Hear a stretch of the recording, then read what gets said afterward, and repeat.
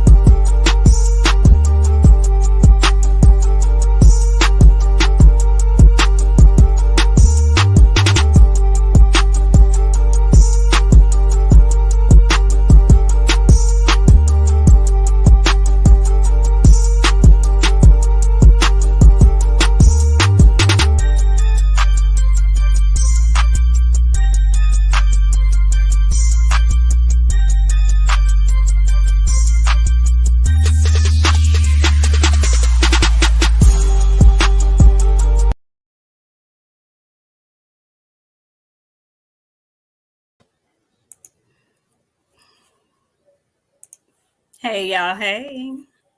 Welcome back. Happy Sunday. Welcome back to the newest edition of the Queens of Boxing Talk. This is the Aftermath show, the aftermath of yesterday's fight card in the Big Apple. Come on in.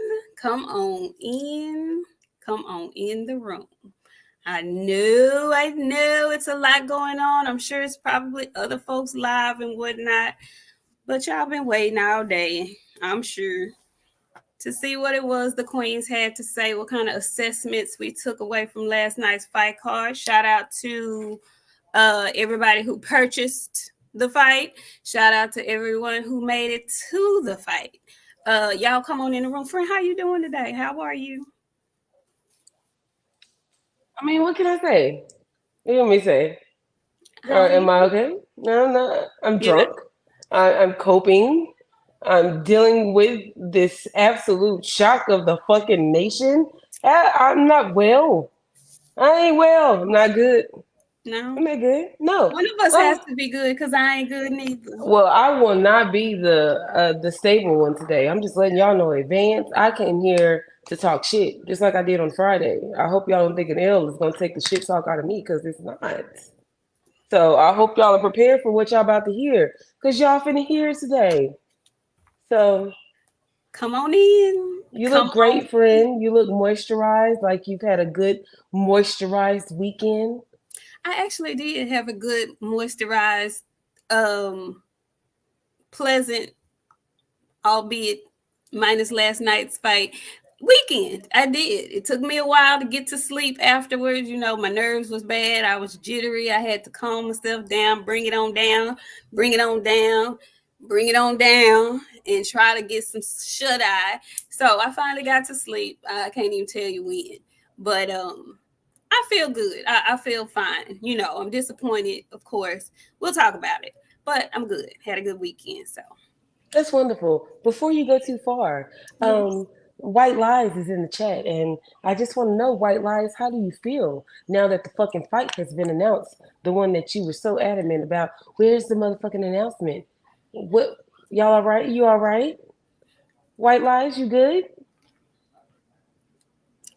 Nobody. What is it? No child left behind? No child will be left behind tonight.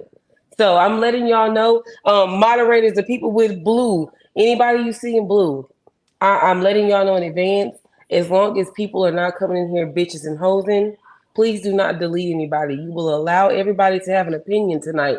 Everybody has an opinion tonight.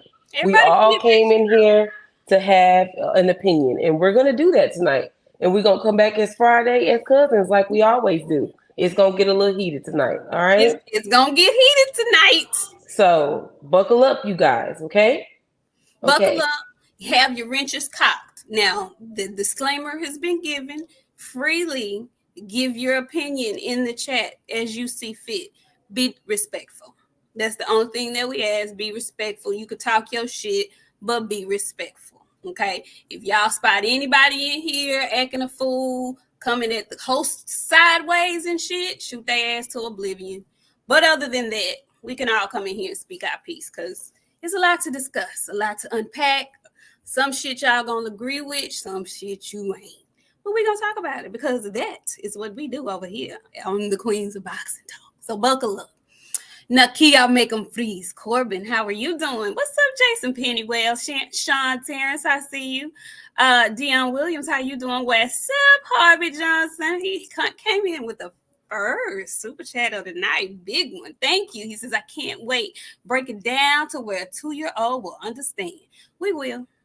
We will stand by. What's up, Georgia Peace? Hey, Coach 76. I'm sorry, 67 Sports TV, Shogun 76. I got y'all mixed up. Ramses, how are you? Bionic Prince, I see you. What's up? Yup. Richard Paris, Blue Arc, Michael Ray, Boxing and Barbecue, GFS Blackout, RT. Hey, mommy, I see you. What's going down? Devin Bell came in. He says, much respect to the queens. Boxiana out here thinking she Drake, taking on everyone in Twitter. And Nik must be J. Cole, not saying anything. No, Nik got I mean, what do they say? There got to be one mean friend in the friend group. I am her. And that's Boxiana all the time, though. She ain't doing nothing out of character. Yeah, she not doing. We tend to stay in our lanes. She ain't doing nothing she don't normally do. That's my dog.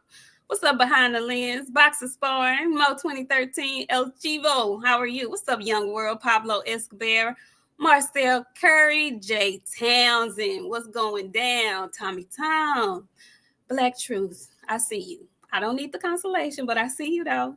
King Moab, what's going down? Free Smoke Boxing, Intincab Khan.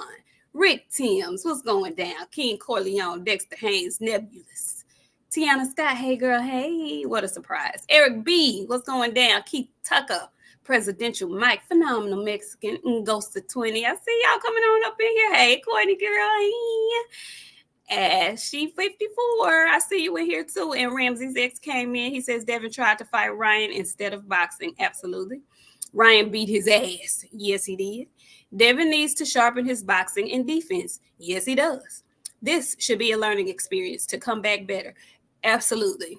Ramsey, you hit the nail on the head 1, 2, 3, and 4 times.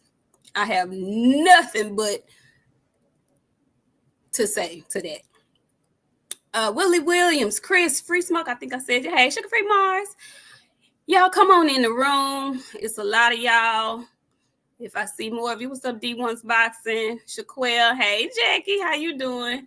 Oh, yeah, Miss Jackie.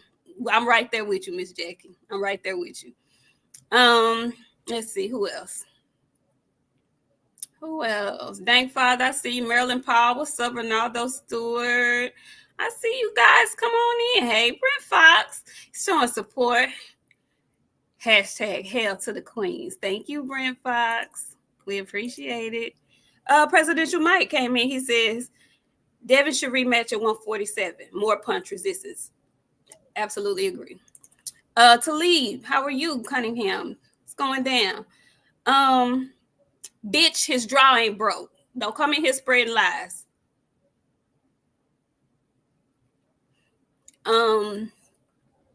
Let me pipe down and take me a drink because we asked of you guys because I know y'all are coming here slowly.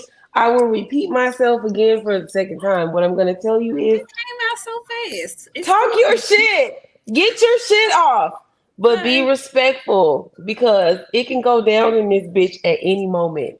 And for the people that are new here, hit the like button, hit the subscribe button because we turn up like this all the time. All the time. All the time. Oh, Jesus, my bad. I'm sorry. It's okay, friend. It's okay. This is the family reunion where all the cousins have agreed to fight. Okay? No, his jaw isn't broken. That was reported because it did blow up immediately after the fight, but apparently from Haney's mouth, he said his jaw isn't broken. Okay? Now, he bruised up, he fucked up, but his jaw is not broken. So stop spreading that lie. Okay? So we're gonna get into it because we know this what y'all here for. we'll talk a little bit, just a little bit, briefly, about the undercard. What happened? Y'all already starting to fuck off bad, okay? Work. Y'all got it. Y'all got it. They got it. I'm gonna be the sensible one tonight because my friend is not gonna be able to be sensible this evening. So I'll be the responsible one this evening, you guys. Get your shit off. Go ahead and get your shit off. Go ahead. You know what? I have to let them. Listen, this is the thing. Girl, bye. First of all, you new here and don't get too familiar because you don't know me like that. Okay. Forget what he said. Okay. Well, did you talk to the doctors in NC Street News? Because you sound like a gossiping hoe. That's what you sound like. That's what your name sound like. NC Street News. You sound like a gossiping ass bitch is what you sound like to me. So if you didn't talk to the doctor and if you wasn't the x-ray tech, get the fuck on somewhere. Okay. Thank you. So anyway, we're going to start with the undercard. Now, I'm trying. Friend, we are going to be toned and delivered today. Okay? We are going to be toned and delivered. Okay? They came to here. We must tell them. So, let's tell them how this go. We're not just going to jump right into it, you guys. We got to get to the undercard first. Pay attention, you guys. I told y'all could come here, talk your shit, but you must remember we have shooters here that will get you out of here quick. Ryan did get the bag yesterday. Okay, so let's go. So the undercard, okay, first card of the night, friend of the show, Charles Conwell, put on. There were no KOs last night. Charles Conwell had the TKO of the night. Okay. He was in there throwing. He strong, friend. It felt like I was feeling them punches, listening to him. Congratulations, Charles. Great win after a long layoff. The young man he was fighting, Lord help the day, Nathaniel Gallimore. He's a tough one, but good Lord. How'd you feel about that fight, friend? What can I say about that fight? All the power that they say Charles Conwell possessed, he put that shit into every fucking punch that he threw last night. Like I was in there bitch screaming, throw in the towel. This must be stopped because he was hitting him and he turned him every way but loose. He turned him every way but loose. I was like, this is what he needed. People need to see what kind of he a killer, like in real friend. He that killer that we be discussing. He him, friend. That's scary to watch somebody to be delivering shit like that. No pun intended. It was man's got some serious thudding power. And it's funny because after the entire card was over with, it was funny because he was in there with a guy that was longer in lankier. I think he had the reach on Charles, but Charles had the power to nullify the reach and to get on the inside and get his shit off. And as the rounds progressed, he was just breaking him down. And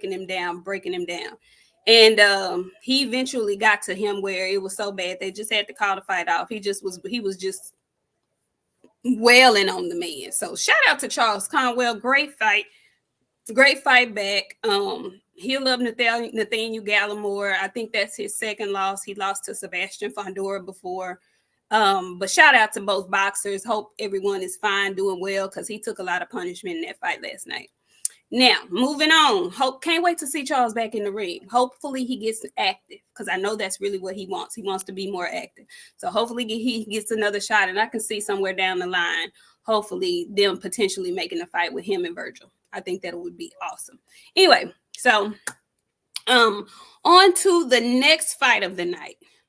another good one. Now, y'all, I was so out of sorts. I was thinking it was only 3 fights on the main card, but there were actually 5 total fights on the main card. The second fight of the night, my guy young Scrappy Ramirez, he was in tough against David Jimenez. Fight went all 12 rounds. Scrappy just looked like the smaller guy in there to me. Scrappy was in there getting bullied. Go ahead, friend. Go ahead. Go ahead, friend. Go ahead. First Go of all, ahead. Scrappy came out with every outfit you could think of. Scrappy had on a red jacket. He had on the skirt. He had on the pit bull mask, the teeth dog face mask. Scrappy had on a hat. Scrappy had on every piece of clothing in his closet. I said, Scrappy, you ain't have to put it all on today. God damn. Shit. Scrappy had tassels hanging off the skirt. I was like, now Scrappy.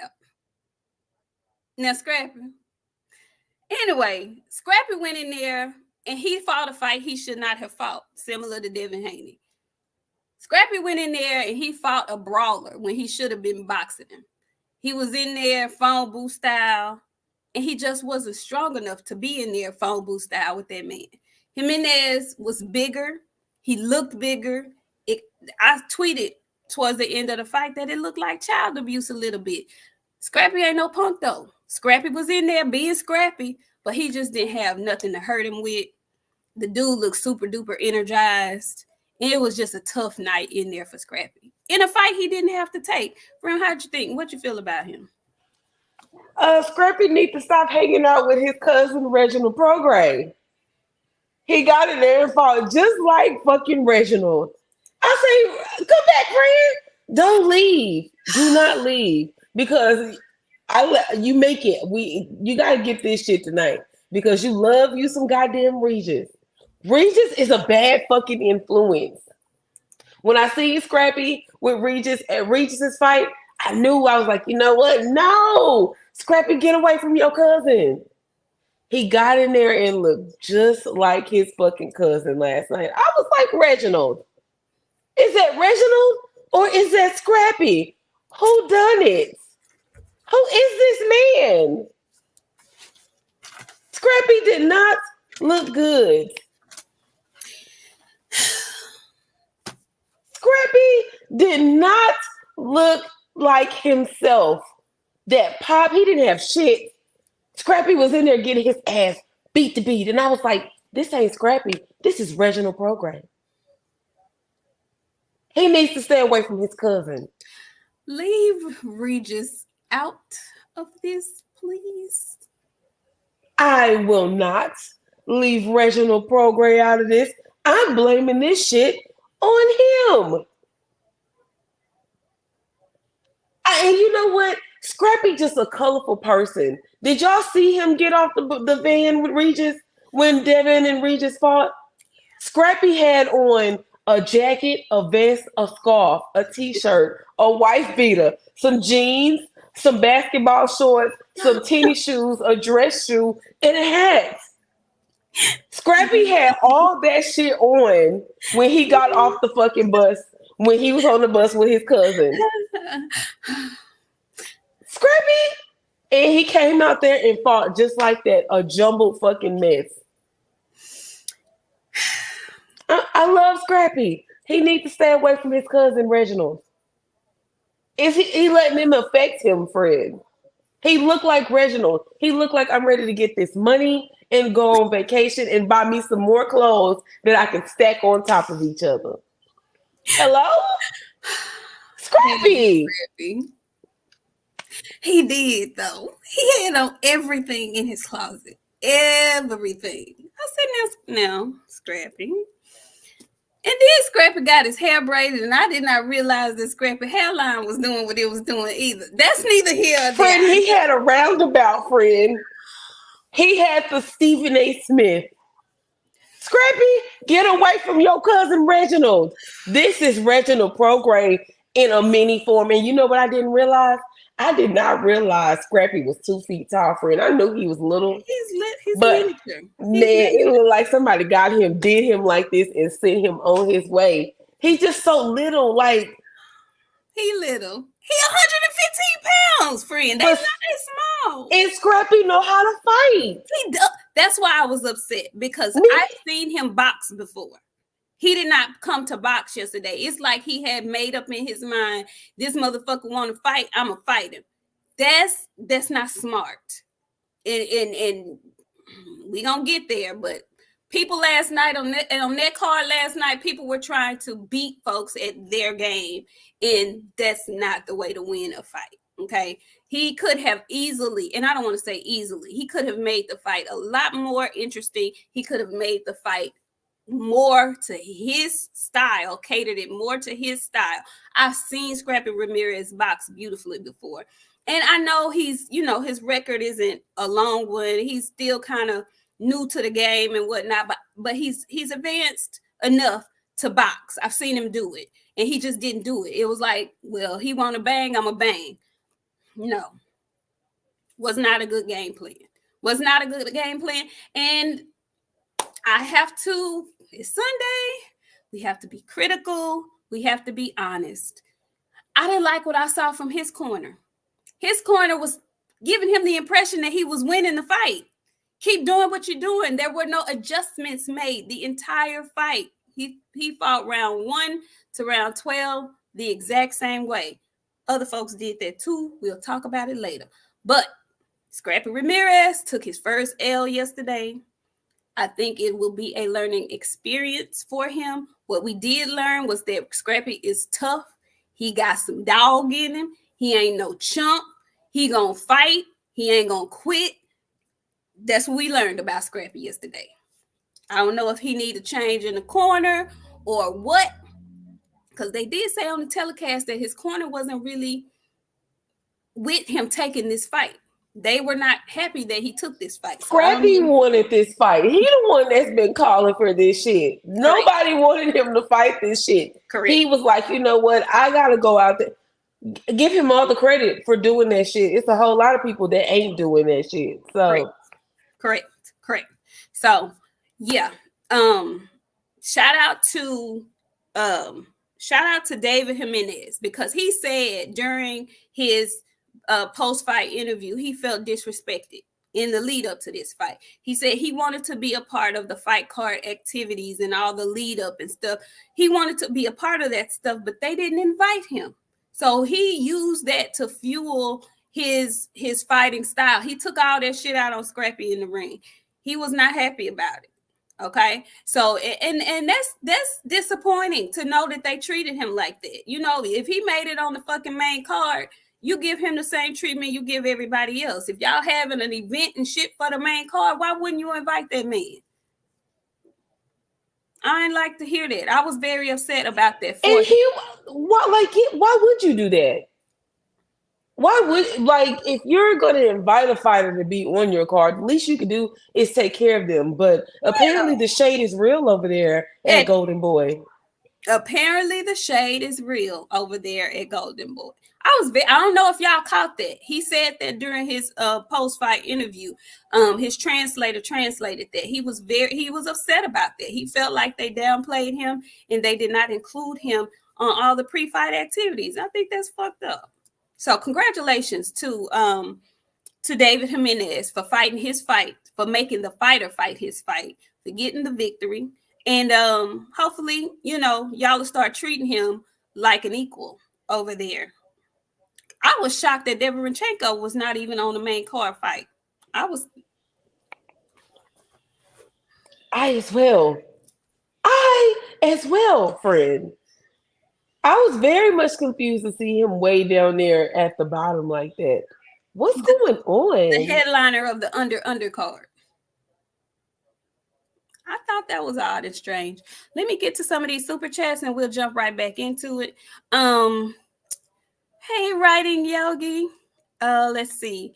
Todd French, he says, at least we know Ryan is not trying to get belts with his I am only doing catch weight asses.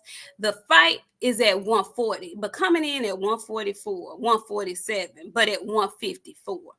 We'll talk about it. Todd French, we gonna talk about it. Writing Yogi says, shout out to my Nik and BOXIANA, always keeping it real. When will the boxing community learn that boxing can turn on a dime? Underestimate narcissists. Stay your own peril. State your own peril is what I think she's saying. Love you, ladies. Adore you. Thank you so much, Writing Yogi. We appreciate your support. Thank you, dear. Tommy Tom says Ryan has more raw talent than Devin because he has faster hands and power. I agree. Devin has athleticism and quick feet, but once he got caught in the seventh, his legs were gone, so no more quick feet. It was all over. I agree, Tom Tom. We getting there, y'all. I promise we are. I just want to respect the whole card and the boxes that were on the whole card. We getting there. Bama Jeff says, I think Bill should just be the CEO of DHP and Devin and Zen go train with Bozy and Philly. It'll be great at sparring, and it will make it go train with Boots and Bozy and Philly. It'll be great at sparring and make each other their better. I don't necessarily disagree or agree with that. We'll talk about it though. Boxer sparring, I did see that. What did he say? What did you see little Antonio Russell? Oh, BOXIANA, did you see Eddie got himself another in my DJ Khaled was Antoine Russell? Oh, he started. You didn't see him last night? No, what happened? Enlighten me. Antoine is the newest recruit.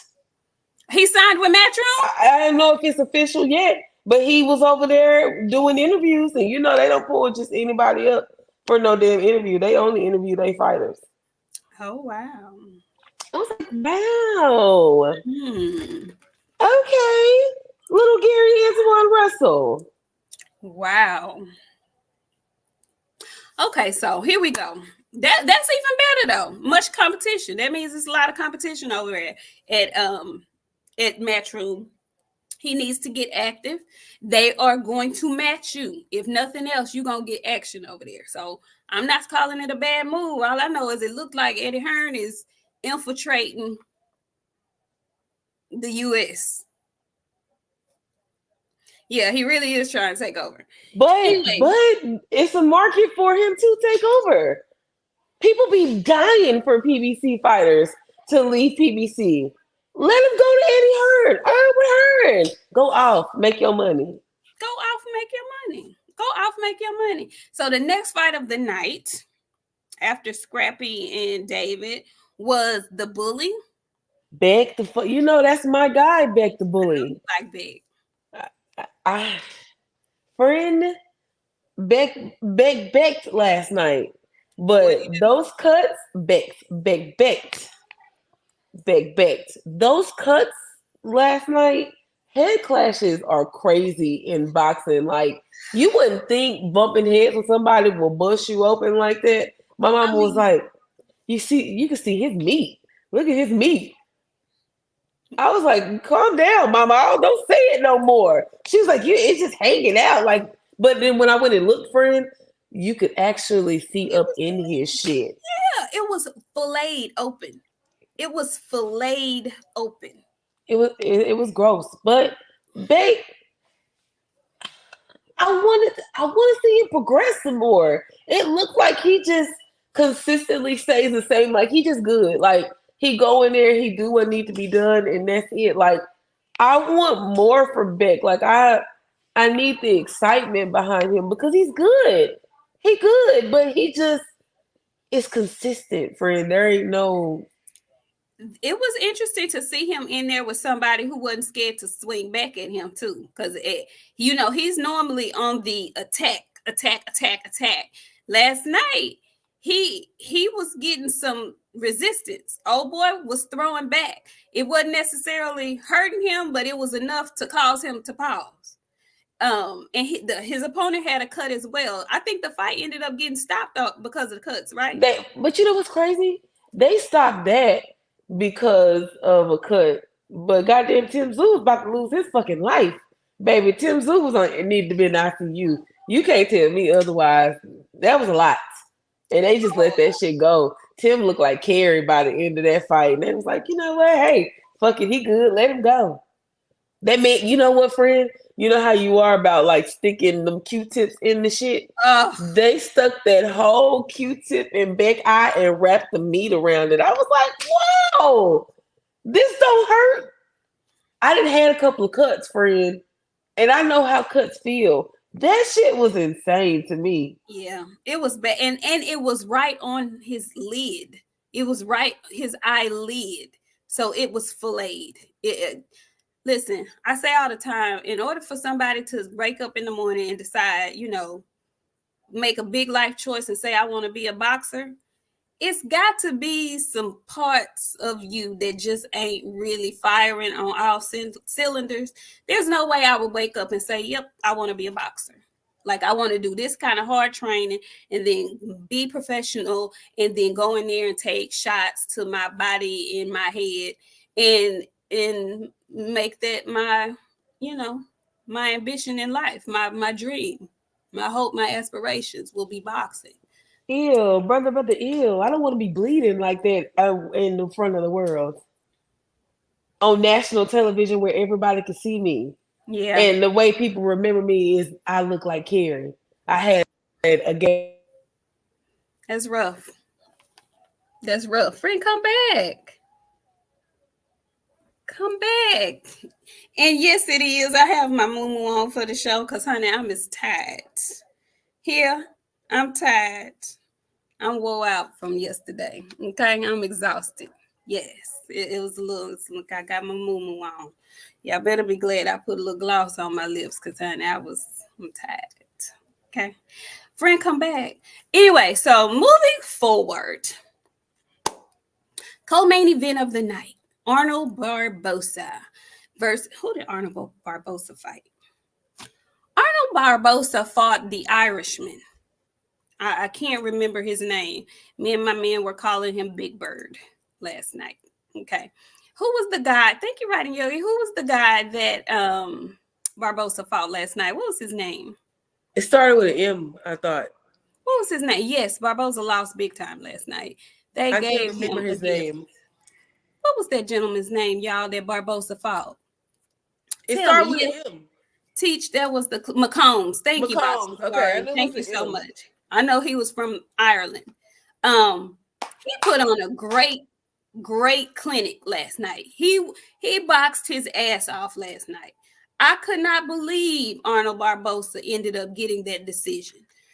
Boxing really got to stop. At least one of the fights on each big major card is giving us all cause to pause. We're looking at the judges like, what fight were y'all looking at? This is ridiculous. Now, and that fight wasn't even a fight that was so exciting where there was back and forth action where some rounds could have maybe been flipped or, close rounds. It was nothing like that. That was like a clear cut. He just got beat up. He got outboxed. He got outboxed. And you know what, friend? He looked regular. And not just any kind of regular. One of those regular where you're almost not good. Like, I was very surprised to see him look like that. And like, don't get me wrong, everybody's supposed to talk that talk, but how he looked last night against that guy, I was like, Arnold. And then you know what? Like, I started getting sleepy because I was getting bored. He didn't show up to fight. He was just there. And I think, and they said something in the commentary, and it kind of made sense. Like, I think that he was expecting. Somebody really been watching the show. They just been silent. Absolutely. They've been watching the show. Absolutely. He lost to a guy that made him look really regular. On top of that, I think he was expecting to get that fight with Devin because he just knew Ryan was a nutcase. And the whole time he had been Haney Barbosa 420 instead of Barbosa McCombs 2024. Like, you might be right about that, friend. Just saying. You might be absolutely correct about that. It looks like Barbosa may have been fooled with 90% of the world.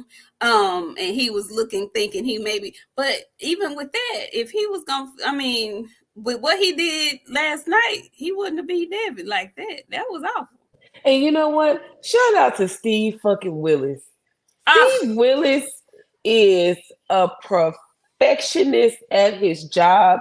He's a fucking professional. He is a bigger fan of boxing than he is a referee. Like, to watch him call a fight, I know I'm gonna get a good fight because he gonna let a motherfucker scrap. To ref, He yes. he only gonna break them up when he feel like, okay, this is getting too, y'all hugging too much. Y'all supposed to be fighting, and he'll tell them, y'all better fight. I love Steve Willis. Steve Willis is fucking excellent. He don't get enough credit. Yeah. He do, but it's not good enough. They don't say his name as much as they be saying these other names. And you know what? It had been a moment where I was looking for Steve. It was like I hadn't seen him in a while, and then he popped back. So, yeah, good to see him last night. And I saw, if y'all paid attention, go back and watch after the fight.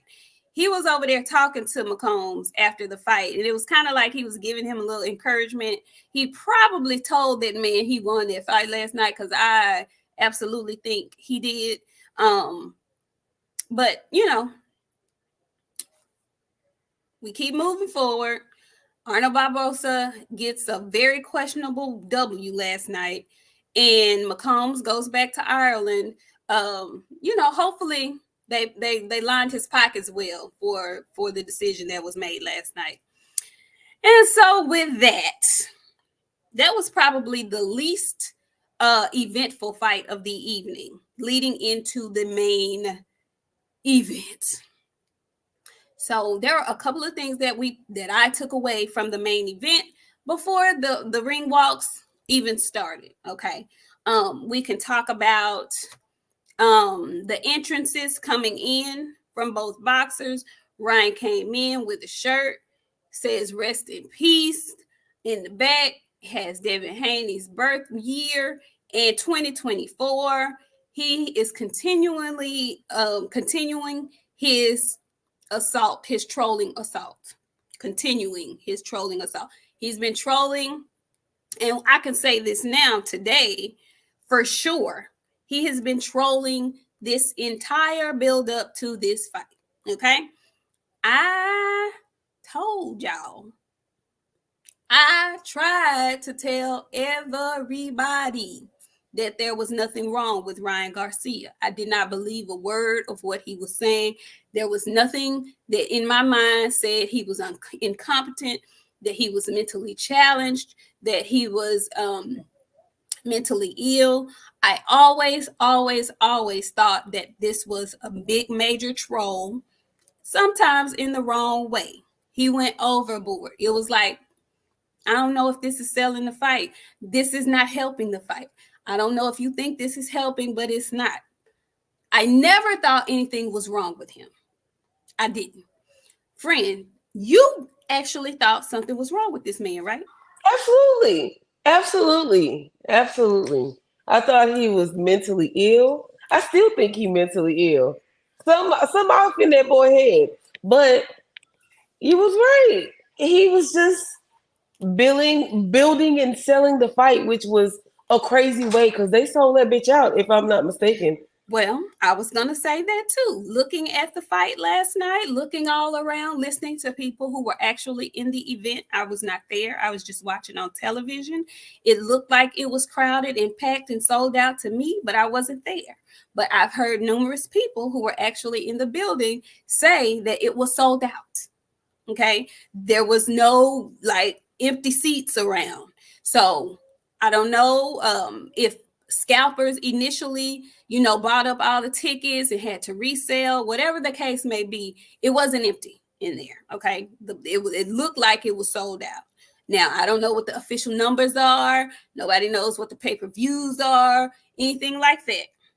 But it looked like the event was sold out, and I could feel the energy through the TV. I could feel it. Okay. Writing Yogi says, why would Haney fall for Ryan's trolling? Does Ryan deserve an Oscar? It won't work again. So what's Ryan's plan next time? We'll see. So listen, they both come out. They both have great ring walks. Ryan comes out. He has his bedazzled his jeweled crown on. He's in his dressing room prior to coming out with a orchestra, a string quartet in there playing solemn music. Like he has this whole script. Yeah, he has a great future in Hollywood as far as I'm concerned. He does. Presidential Mike says they got to do something about Ryan's back turn. I agree. So then we get there. Devin, thank God, did not come out in Mexican colors and that shit. Bill left the flag back there. So we didn't have to come here today and be disappointed with that. But there's a whole lot that I'm disappointed about. Friend, I'm going to read this last super chat and I'm going to give you the floor. I want you to first tell me how you felt about Devin's performance. Devin. And then I want to ask you how you felt about Bill's performance. Not Me says, credit to Ryan for being a savage and credit to Dev for having a lion's heart. It would have been easy for him to cower away. Good effing fight. Love times two. Thank you, Not Me. Thank you so much. Okay, so friend, fight has happened. It's been about not quite 24 hours. We've had time to look. We've had time to digest what happened. We've had time to hindsight 2020, everything in the lead up before this fight. We've had time to just marinate, sit and marinate with what happened last night because it was a lot. It was a lot. If you guys are new to this channel, we are huge, like huge Devin Haney fans, okay? But we typically try to keep it honest and tell the truth. So that's what we're going to do tonight, like we do any and every night. We come on. Friend, I want to get, let me see.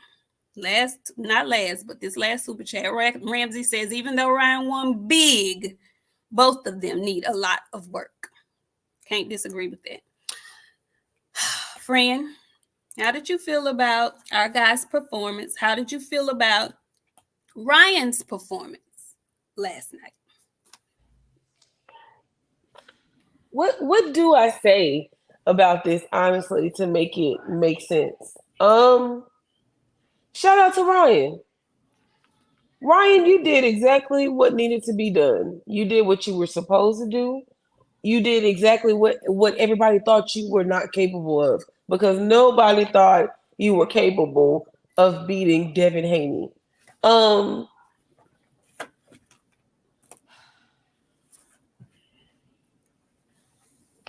I've been trying to figure out my words all day when it came to this. I'm hurt. When Devin tried to go out and try to prove a point to people, typically his fights tend to go like this, because what I notice about a lot of these boxers, they are really in tuned and keyed into what social media have to say about them. And everybody's biggest thing is Devin ain't got no hands. He pillow fisted. They have like a ton of things to say about Devin. The one thing you can't say about Devin is Devin don't have no heart, because Devin got knocked down. Devin came back. Devin got knocked down. Devin came back, and he was winning some rounds in between that. I don't have any excuses for him. Because if you're new here, I'm a Canelo fan, and y'all have a thing about saying Canelo is a cheater. And my thing is, if you know you're gonna get in the ring with the cheater, you better be prepared to cheat too. If I was Devin, I never would have took this shit. Ryan them scoped this shit from the beginning. The whole entire goddamn team was in on the bullshit. They knew exactly what he was pulling. And they didn't even have the common courtesy to give Devin a heads up and say, hey, you know what? This motherfucker big, and not just a little bit big. He real big. Devin do what he's supposed to do. He try to follow the rules. You know, y'all say Devin rehydrate big, but Devin also get on the scale and he make weight no matter how he look on that motherfucker. He look like he about to die. He made the weight. Ryan's performance, I won't call it spectacular. My good brother, gave us a heads up 2 months ago. And the one thing he was very adamant on, he said if Devin get hit with Ryan's left hook, he will not recover. He was 100% accurate. Devin got hit with that hook and he could not recover from that motherfucker because that same goddamn hook kept wearing his out all night long. That same hook beat his ass. That hook won the fucking fight. They were not prepared for that. And that's one of Ryan's biggest punches. So, which is surprising to me. Devin didn't make no adjustments. He came back out every round fighting the same fucking fight that he fought the previous round before.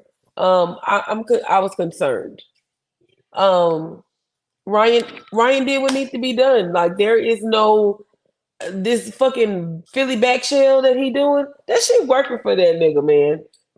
And no matter how you try to flip it or turn it, it's working for him. He's doing what it's supposed to do. It's winning him fights.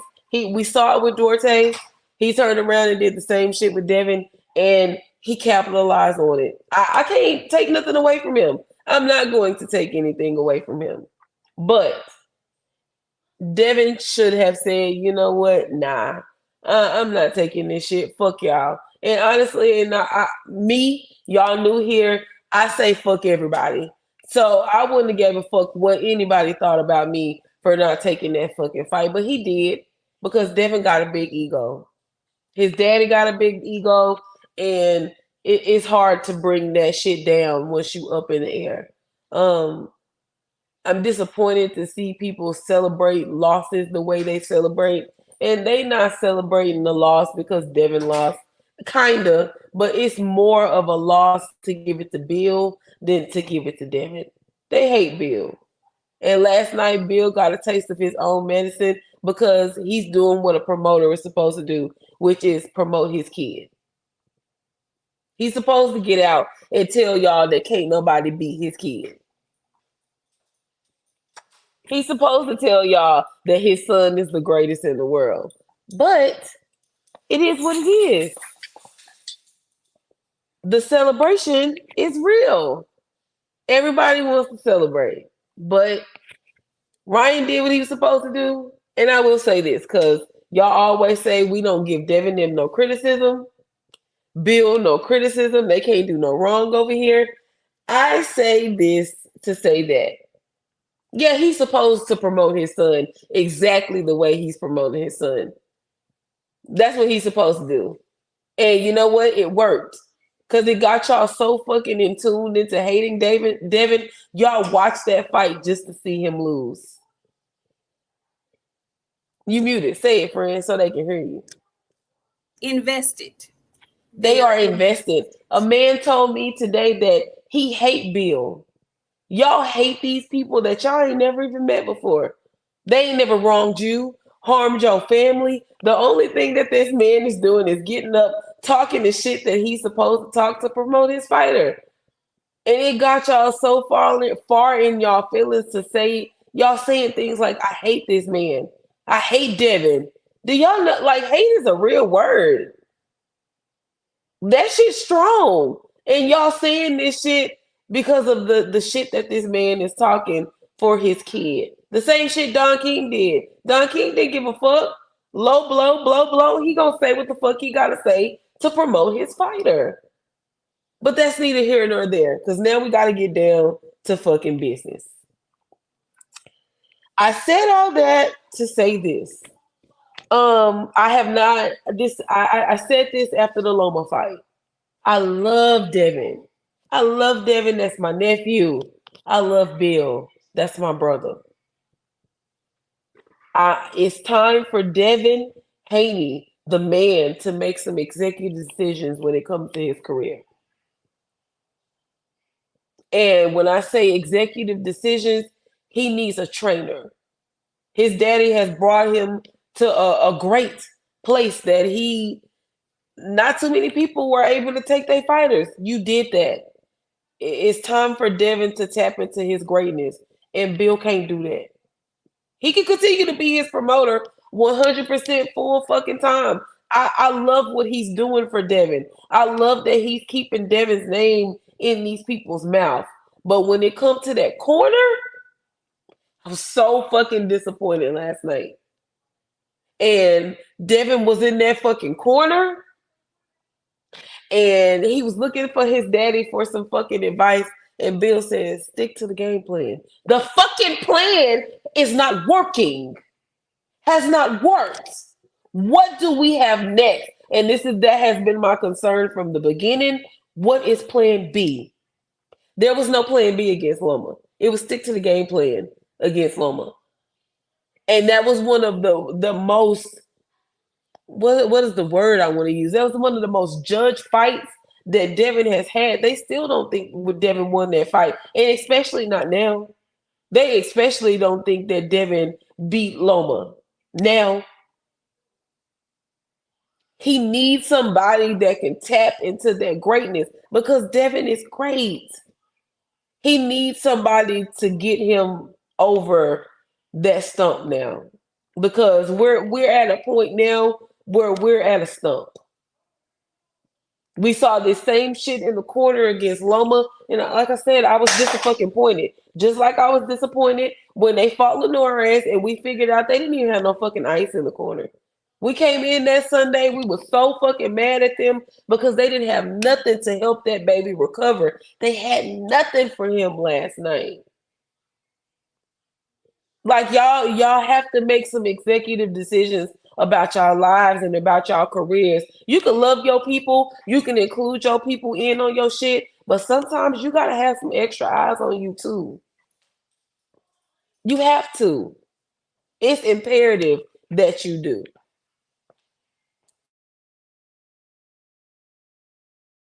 So with that being said, Ryan did what he was supposed to do. I'm gutted that Devin lost. But for you fans that keep saying Devin trash, blah blah blah blah blah, all that shit that y'all be saying, like losing your zero don't make you a sucker. It don't make you trash. It don't make you a journeyman. And as boxing fans, we've gotten really far away from like accepting a fighter that has more than one L because just because you lose one fight, you've written everybody off. I've seen people on Twitter saying Ryan Garcia can beat Jerron Ennis now. I've seen people on Twitter saying that Ryan Garcia can beat Errol Spence Jr. now. Are these people fucking washed up? Are we serious, y'all? Let's be logical about the shit that we saying. Like, we get it. He had a big win. Like, let's celebrate it. He deserved it. He had everybody fooled. We didn't think he was capable. He was 100% ready for Devin. What nothing Devin could do that Ryan wasn't prepared for. And shout out to Derrick James. Derrick James had both of his feet so far in Ryan's ass, Ryan couldn't move well. He got Ryan in that corner. He told him, stop fucking playing with him. You fucking around. Ryan went back out and went right to work. That's the first time that I've ever seen Ryan listen to anybody because Ryan don't listen to nobody. Ryan was like, okay, I got it. Okay. And went out, did exactly what Derrick said to do. Shout out to that team, those two together. Respect to them. They did a dynamic thing because people was writing Derrick off. He ain't shit. He a sorry ass trainer. He on a losing streak. But I'll tell y'all this because I know y'all looking. Oh, y'all accept no. Ryan is still the seed in the camp that changed everything to me. Y'all not getting nothing from me. If he stay in that motherfucker, good. But y'all, that's all y'all getting from me. Like, congratulations to him. Congratulations to them. Devin needs some new eyes. I love my people. I love you, Devin. I love you, Bill. But I want y'all to make some executive decisions at this point because it needs to be done.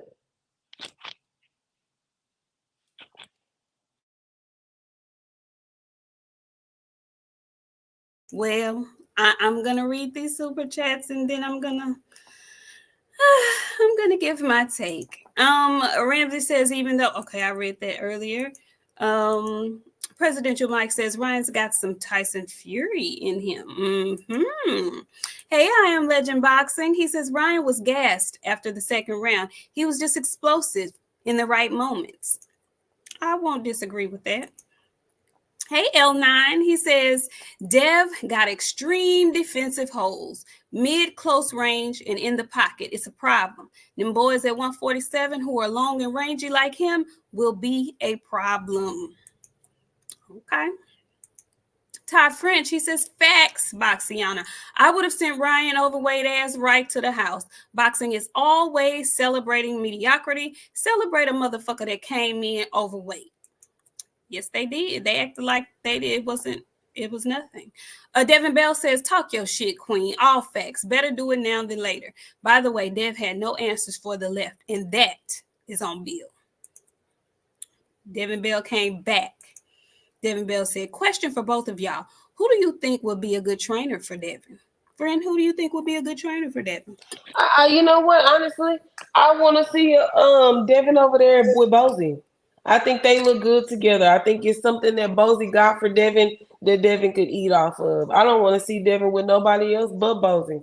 Honestly, okay. He don't even need much, friend. He just need minor things that he need to work on. It's possible. Yes. Who would I like to see Devin with? I don't know.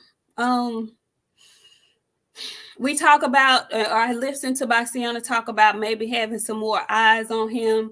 As much as y'all probably think I'm crazy, before all of this, we are boxing fans. We have favorites, but I remember seeing Devin tweet when the Spence and Bud fight was going on.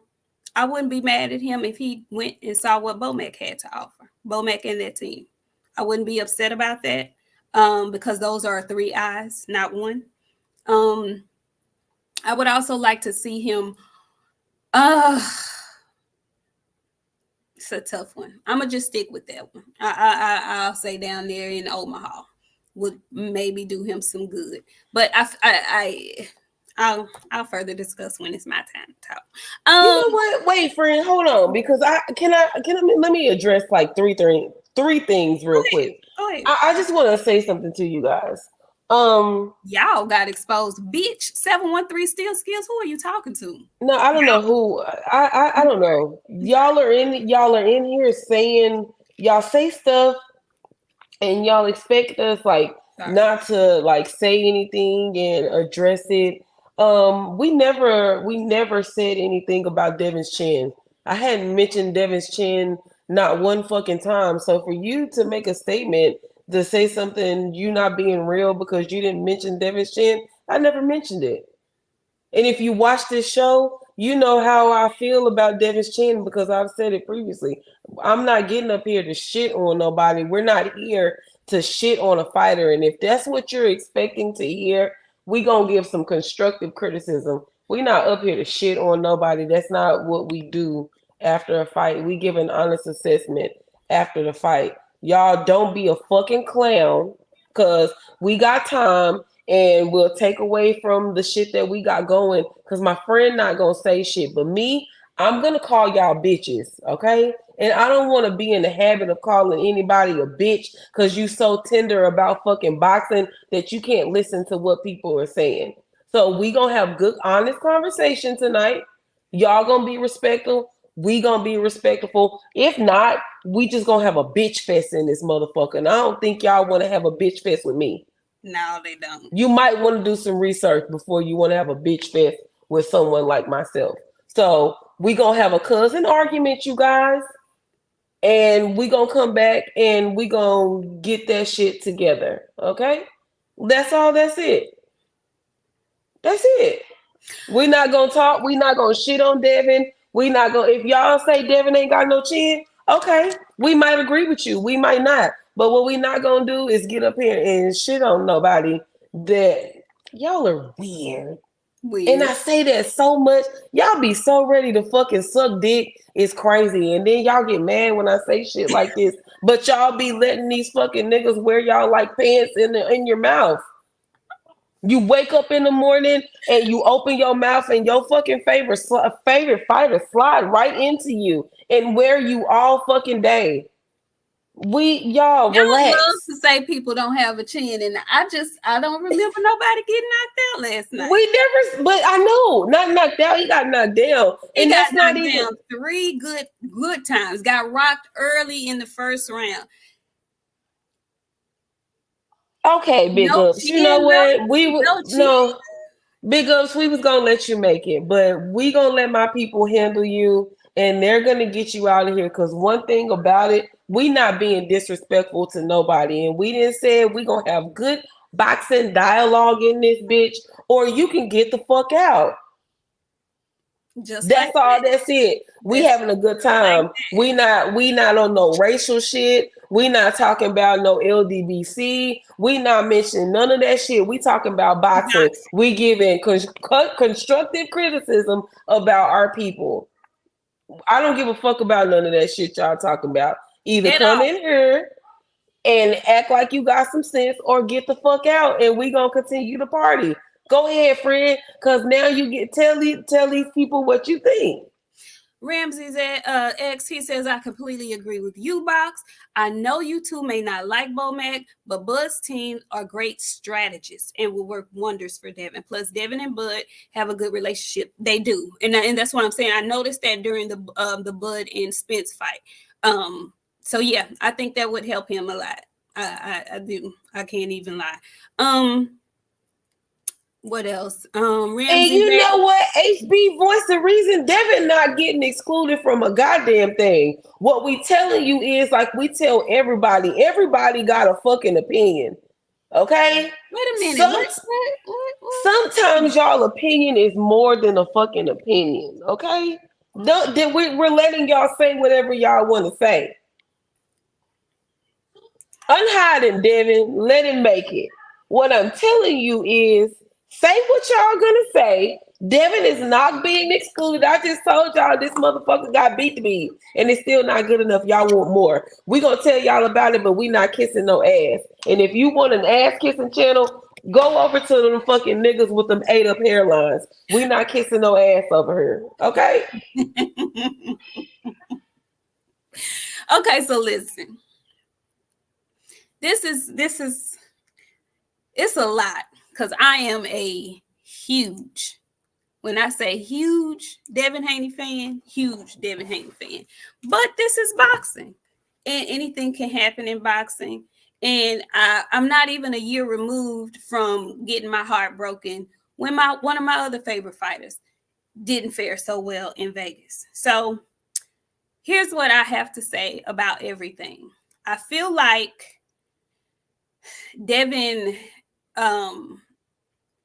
Devin hears and acknowledges fans probably more than he should. I think that's my first criticism of him. It's one of the things that I love, but at this point in his career, it's one of the things that I'm beginning to see that he should not take to heart so much. He hears the criticism. He wants to be great. He wants to prove himself. And in doing that, he takes certain risks that he should not take. One risk that he took before even getting into the ring was taking the fight, knowing that the entire Garcia team was a part of him not honoring the contract. Once somebody doesn't honor the contract, as a boxer, to me, I would null and void the shit. Y'all know me. I never wanted him to revisit this fight anyway after Ryan pulled out the first time. I never wanted him to revisit this fight because I just felt like it was full of foolishness. But he did. And I know exactly what he was trying to do. He felt very confident coming off of that win with Regis. He felt very confident because he knows Ryan. He's comfortable with Ryan. And that played a huge part in this fight. And I'll talk about that later. He felt like he's the better boxer. He felt like Ryan Garcia, he's being a troll this whole time. He wasn't serious. I didn't think Devin and Bill didn't take him seriously. But everybody else in the world never took Ryan Garcia seriously. I did, but most people did not. Ryan Garcia was over there training. Everybody at Golden Boy, including Derrick James, was in on the jig. Those clips that were put out showing Derrick James looking disgusted, dejected, looking like he wanted him out of his studio, all of that was a part of the scheme. All of that was a part of the plan. All of that. And I knew it in my soul, but I knew it for sure on weigh-in day. When they were asking Oscar and Booty Hop, how did they feel about him missing the weight? And all they could respond was, we have a fight. We have a fight. They didn't care nothing about that. They all knew. Everybody was saying, why they don't care nothing about him. His team would have pulled him out of this if they cared anything about him. And I kept telling y'all, they have doctors in there. If somebody thought that boy was out of his mind, he wouldn't be fighting. They wouldn't want that on them. They know people are watching. They wouldn't want that on them. I knew the entire time. What I didn't know was how hard he was training. What I didn't know was how good he was receiving the information from Derrick James. I tweeted it last night, and I will say it again today. Congratulations. Big congratulations to Derrick James and Ryan Garcia for coming up with the perfect game plan for Devin Haney. They studied him. Ryan already was very familiar with him. He knew exactly what Devin was going to do. He was prepared for what Devin was going to do. He didn't even have to make any adjustments because from the 30 seconds into the bell, his power was on display. Congratulations once again to Derrick James and Ryan Garcia. Congratulations to Golden Boy for coming up with the play. I said before on here, Sugar Ray Robinson said it before, not Robinson, Leonard, Sugar Ray Leonard. Fights are won at the negotiating table. Devin Haney wanted this fight. He wanted to have comparable numbers with Ryan Garcia, with Tank. That was all in his mind. There's no doubt that Devin wants to be the upper echelon. Devin wants to be the face of boxing. He wants all this shit. It's no secret. It's no secret. But you got to run your own race. You can't be worried about what other folks doing. And then you have to also keep in mind where you are in your career. You are this years old. You have accomplished this much. You've done things that nobody else at your age has done. Keep that out of your mind when you got a match. You got to stay laser focused. And what I saw last night from Devin is something that I didn't think I would ever see from Devin. He did not have his mental game ready. Devin went in there doing stuff that he knew wasn't the things he was supposed to do. Just like Scrappy Ramirez, you go in there trying to fight somebody else's fight. And you lost your fight trying to fight somebody else's fight. It was amazing to me because I watched that fight last night and I'm talking to y'all right now, hoarse as hell. Well, not hoarse, but with a sore throat because I screamed. I didn't even realize I could scream as hard as I screamed at my TV last night. I continuously said, Devin, be smart. Devin, be smart. Devin, be smart. I've never seen him be this off as far as his game, his IQ. It made me question everything I thought I knew about him. So I know if I'm questioning everything I thought I knew about him, I can only imagine what he's feeling like today. So I'm not finna get on here and shit on him. That is still my guy. It's always Haney time. But I am disappointed in the choices that he made. I'm disappointed that he did not keep his composure. I am disappointed that in that fight last night, Ryan Garcia seemed to have more poise than Devin Haney. Never in a million years would you have been able to tell me that. But it is true. Ryan Garcia had the voice of reason in his corner, because I don't think he's crazy, but I firmly believe he got a serious case of ADHD. He said as much last night himself. So I think it's hard for him to stay focused. But Derrick James basically grabbed his ass up by the throat last night and stayed in his ear and kept his ass fucking focused. I saw even in the after fight, Bernard Hopkins, who loved to be up close on folks, was in his ear saying, stay focused, during the post-fight interview. So he got a little touch of ADHD. But last night, it was in check. He had a strong game plan. I listened intently as much as I could to each corner when the cameras were over there. Derrick James was in his ear, and he was in his ear good. We couldn't even hear some of the stuff he was saying, but I did hear him when he said, you keep that jab, you keep that jab, you keep that jab, and then you catch him, which was the key to the entire fight for me. Well, first of all, let me rewind. The key to the entire fight, it was a lot of keys. First of all, I ain't gonna say he cheated because Devin agreed to this fight. I would not have. With him coming in 4 pounds, 3 pounds overweight, I would not have agreed to fight him, because Devin knew he is killing himself to make 140. And I know a lot of you don't realize 3 pounds means a lot. And I know a lot of you are saying he finally got in there with somebody his own size and now he know how it feels. Not exactly, though, because he didn't get in there with somebody his own size. This was supposed to be a championship fight contracted at 140 pounds. And although he may be a big 140, he got down to fucking 140. Those 3 pounds are enormous. Enormous. And the fact that Ryan Garcia and the whole Golden Boy team never let on that he was missing weight, and they didn't say anything until the day of, was all a part of the plan. For me, the fight would have been over. I would have been fighting Arnold Barbosa, or it would not have been a fight. When he got up on that stage and he didn't give a fuck about them 3 pounds, that would have been enough for me. But again, Devin Haney, Team Haney, they listen and are affected by fans, what we say, what we think. And at this point in the game, I get it now. You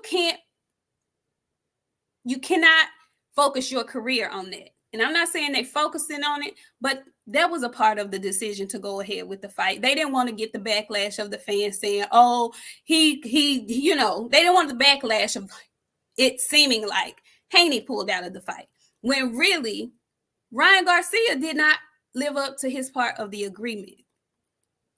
So that was the first thing for me. The second thing for me, I hear a lot of people saying, this is what happens when you fight people your size. Those 3 pounds that Ryan Garcia didn't have to kill himself to make were detrimental to Devin Haney. He was the shorter fighter in the ring. His jab was not as long. Ryan had the length on Devin. And Ryan fought tall last night, guys. He fought tall. He used all his physical attributes. He used his jab. Might I say, dare I say, can't believe I have to say, he out-jabbed the jabber. He set up his left hook. Okay. And I know a lot of people, including my co-host, have words for Bill. And I ain't saying I don't have words for Bill. However, after the first round, after the first buzzing, it changed everything. I was quickly reminded of Mike Tyson's everybody got a plan till they get hit in the mouth. Well, bada bing. 30 seconds into the fucking first round, Devin gets stunned. He comes back, he recovers, he recuperates out of round 1. Goes to the corner, Bill tells him, you got to duck under that. You got to duck under that left.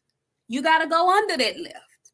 But what he didn't say was go under that left and come back with something of your own. Devin got hurt because the reach wasn't there. He caught Ryan with a nice stiff jab, but he caught the end of that motherfucking powerful ass hook. And what we cannot account for is the fucking power. It is real. It is there. Okay? Ryan Garcia, Pad Boy showed up big time last night. Okay? He put his combinations together. He had stank on them hoes, and Devin couldn't get out of the way. Defense was not defensing last night.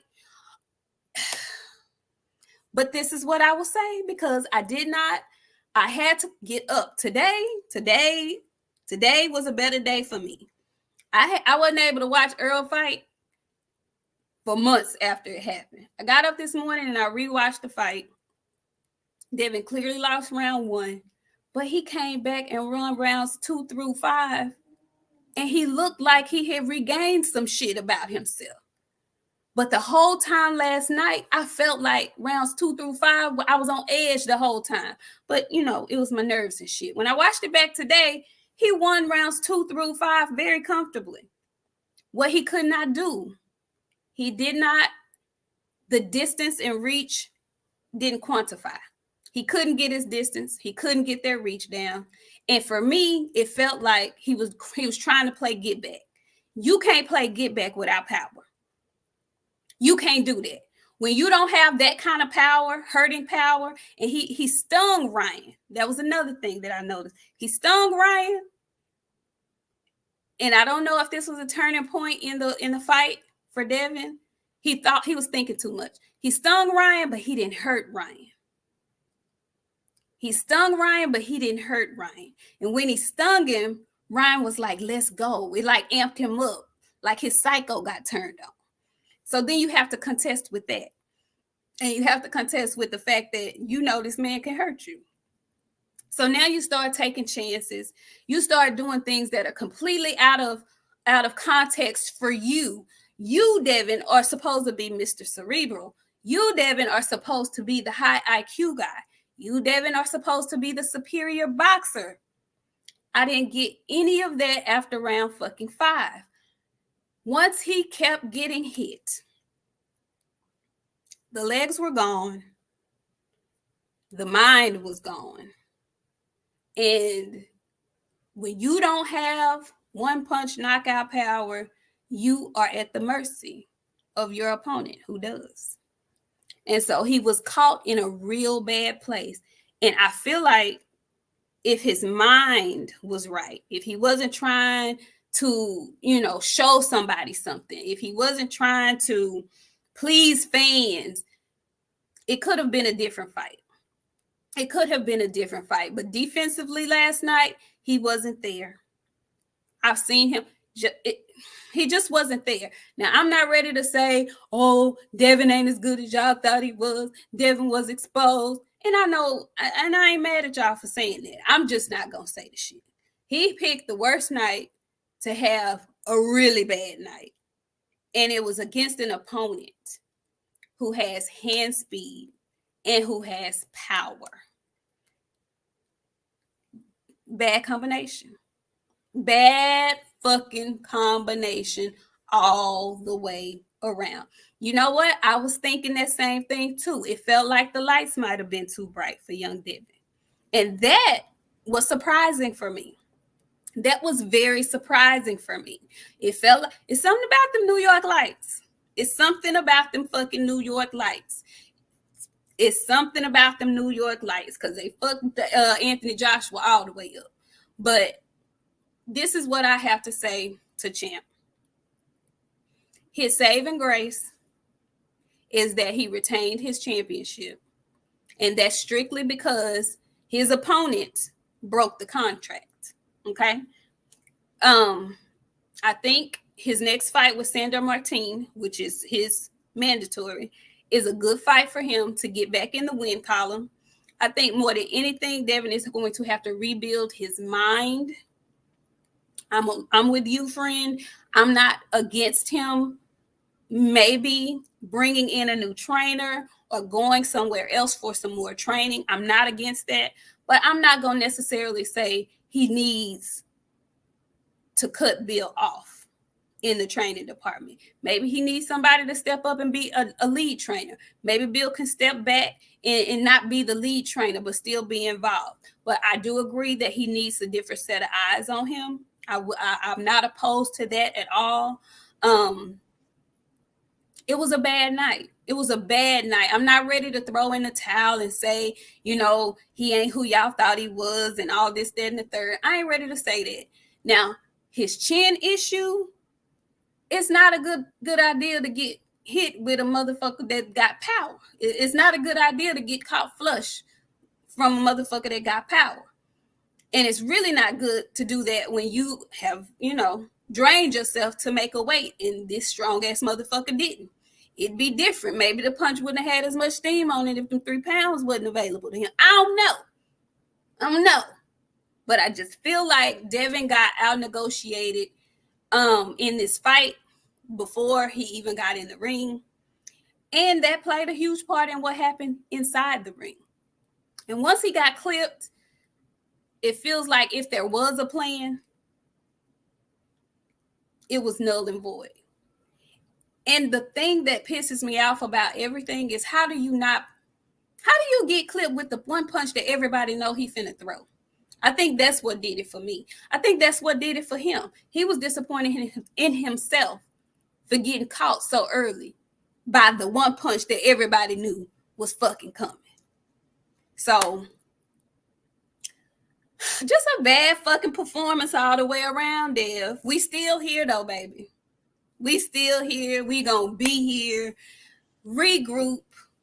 Unlike the rest of you motherfuckers that turn on your fighter after they first fucking L, because y'all have a habit of writing people off after they lose the first fucking time.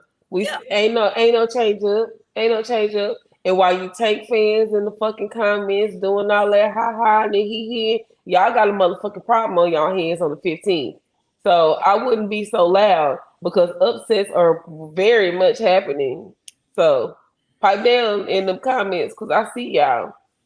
Pipe all the way down. Pipe all the way down. Oddly gifted, honey. Y'all could tell us. You could tell me what you want to tell me, but he hadn't lost, though, sweetheart. He hadn't lost. Okay, it's okay. It's okay. We live to fight another day, any given day. Okay, nah, it's cool, y'all. I get it. I understand y'all rejoicing because they give y'all the business. So I'm not mad. I'm not mad at it at all. Like, you know what I'm noticing? People are so happy that Devin lost because it really is sticking it to Bill. Anything to stick it to Bill, they're gonna do it. So you know what, y'all? Nobody's making excuses for Devin. Ryan did what he was supposed to do. Devin got his ass beat because apparently y'all hear what y'all want to hear. Y'all didn't listen to nothing my friend said. All y'all heard was she's making excuses for him. Nobody making excuses for Devin. Devin got his ass beat by Ryan Garcia of all people. Ryan Garcia didn't put his name back in the 4 Kings list. We gave this man this credit, but I'm going to tell you what we don't do. We not finna kiss his ass. And we not finna kiss y'all ass either. My friend did what she was supposed to do. She gave Ryan his credit. She criticized Devin. Y'all sticking it to Bill. Good. Y'all, I don't know what y'all want us to do. Y'all, they want us to kiss ass. We ain't kissing no fucking ass. Yeah. Y'all sticking to... Yeah. We're not kissing ass, and we're not giving Tank a win on Devin on his resume for Devin because they haven't fought yet. So I mean, y'all celebrating like Tank won something. Tank ain't won nothing. Not in Devin's expense. This is purely Ryan Garcia's win. Anything that comes from Ryan Garcia, any gloating that Ryan Garcia can give, he can give it. He earned that shit last night. Again, shout out to Ryan Garcia and Derrick James. Okay, they were ready. They had studied. They knew his tendencies. It's like those 6 amateur fights. Ryan remembered them all, and Devin didn't. It's like Devin hadn't fought him before. Like he didn't know. Like why would you? You said you was going to. You go stand in the middle of the ring and bang with him. Cool, but you didn't have to do that the whole fight. And the other thing that I didn't like that Devin was doing, he was chasing him. He was doing a lot of chasing. And all of that was because of his mind, I got to get this get back. I got to get this get back. You have to tune the crowd out. You have to tune that shit out and get the win the best way you know when, the best way you know how. We talk big shit about Shakur Stevenson. Big shit about Shakur Stevenson. But let me say this about him. He had a perfect opportunity to shit, big shit, on Devin. But he did not do that. He did not do that. And I have to tip my hat and commend him for it, because I couldn't even been mad at him if he did shit on him. He could have took a big diarrhea shit on him, and I couldn't have been upset about it, because they go at it. But baby, the little one, all I say is every dog got his day. It's boxing and anything can happen. So I'm going to read these super chats because I know it was a lot going on because I was a T-bit long-winded. But let's see.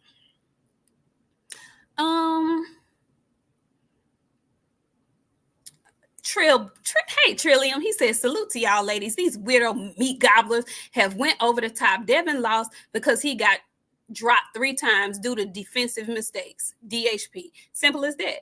Simple as that. Simple as that. But the heart that my guy showed, y'all ain't gonna take that away. Behris 112. The truth of the matter, Devin got too emotional once Ryan brought up his mother. You know what? I don't even think that was it. I mean, he had time to cool off from that. Like, if he had said that to him weigh-in day or something, maybe I could see that. But that happened early in the week, and I think he had time to reset. He just didn't have a good game plan. And I could be wrong, but I don't necessarily think that was the issue. But he was emotional, and I was surprised at that. I was very surprised that he could not get his mind right. Thank you, Freedom Smart. He says, bless up to you, Queens. Thank you. Ty French came back. He said, so when Ryan get his brains beat in for real and he starts acting like that, I don't want to hear it. Don't give me the Pookie Save Ryan face. Hashtag ninjas. I know. Niecy Graham, hey, Niecy. I can't even lie. Ryan had me completely fooled. He had everybody fooled. They had everybody fooled. Pookie Bear, she says, I don't know if it's a she or he. I'm sorry. He didn't adjust well with Loma either. That's what Boxiana said. Boxiana said that earlier. Lawrence RBE, thank you for coming through. He says, lady, hello, deja vu. Errol gave away his A side and Devin did the same thing and did. Salute to Bud and Ryan Garcia for playing chess. Absolutely. Now, when Ryan Garcia hit Devin the first, I thought he would do what MW did against Shane. Oh, what Mayweather did against Shane. Me too, Lawrence. He was on his way to doing that. He was on his way. He stunned Ryan, I want to say in like the 3rd or 4th or something. I thought he was on his way to doing that too. Was not the case. Todd French came back and says Ryan admitted he couldn't even lose the 3 pounds. He wasn't trying to lose them. I don't think that was ever a part of the plan. I think they always plan to come in overweight. He's the catch weight king, is what he is. Presidential Mike says Tank on Twitter celebrating like he beat Dave. Yeah, you know that's what do they call it? Low vibrational activity. D, thank you, D. He says Devin don't want to see that silver tooth kid. No, he don't want to see him right now. Definitely not right now. But he ain't no bitch and no punk either. No, he not, friend. But we it's Sunday. Y'all new here, so my friend think Devin beat Tank. I ain't never thought that shit, you guys. It's just something it don't add up. The math ain't mathing when it comes to that situation, and I ain't never fucking thought it. So let's just be fucking for real. I know y'all like to come in here and say these weird ass things, and you don't know what the hell y'all talking about. The silver tooth kid. There's only one person that can beat the silver tooth kid, and I've been telling y'all that for the last 3.5 years, and we heard. So I'm just saying, get thee ready. Thank you, Edie Gonzalez, for the $5 super chat. Thank you so much. Roy 1400 says, unfortunately, Devin doesn't have power. Oh, Roy, we'll talk about it. Fish Grease, thank you for the $10. He says, good evening, ladies. Derek James is a genius.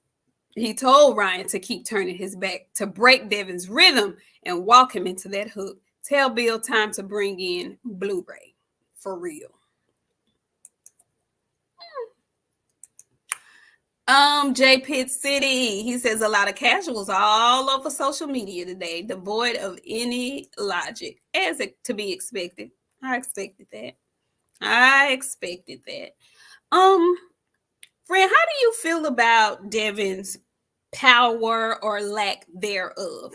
He ain't How got do you none. He ain't got a fifth. If was a fifth, he ain't got neither. He ain't got none. He don't have enough to make nobody respect him on shit. And Reginald Prograde was the one that he got a chance to make people think, oh well, maybe he do. But people got to take into the consideration. Reginald Prograde ain't good no more. So I mean, I ain't gonna lie to y'all and sit up and say, oh, Devin is just some fucking powerhouse. He ain't got it.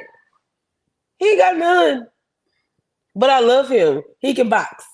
Okay. But regional program didn't do nothing to make me change my mind about that shit. I still thought the same thing. But like, what do y'all want us to do? Go take his fucking hands off his body and windmill for like what do y'all get out of here and he ain't got no power? Y'all know he ain't got none. Y'all just want to hear us say it. Okay, fine. He ain't got none. He don't have enough to make any of these people respect him. But what he can do is box. And he got enough to go out there and make it look good and win in some fucking fights. Y'all ain't gotta like it. But Regional Prograde didn't do it. Regional Prograde ain't never gonna do it. It's not gonna make it look good, make it feel any better. Regional Prograde is who he is. I'm sorry.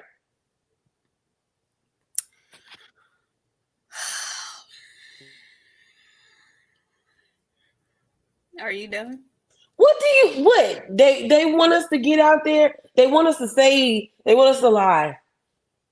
They are waiting for us to say we think Devin is some type of knockout our artist, a powerhouse. We're not gonna lie. I'm not gonna lie to y'all. Not on Sunday. If you would have caught me on a Friday, I would have made you believe Devin is a 99% knockout ratio artist. I'm not gonna do that tonight, y'all. He ain't got it.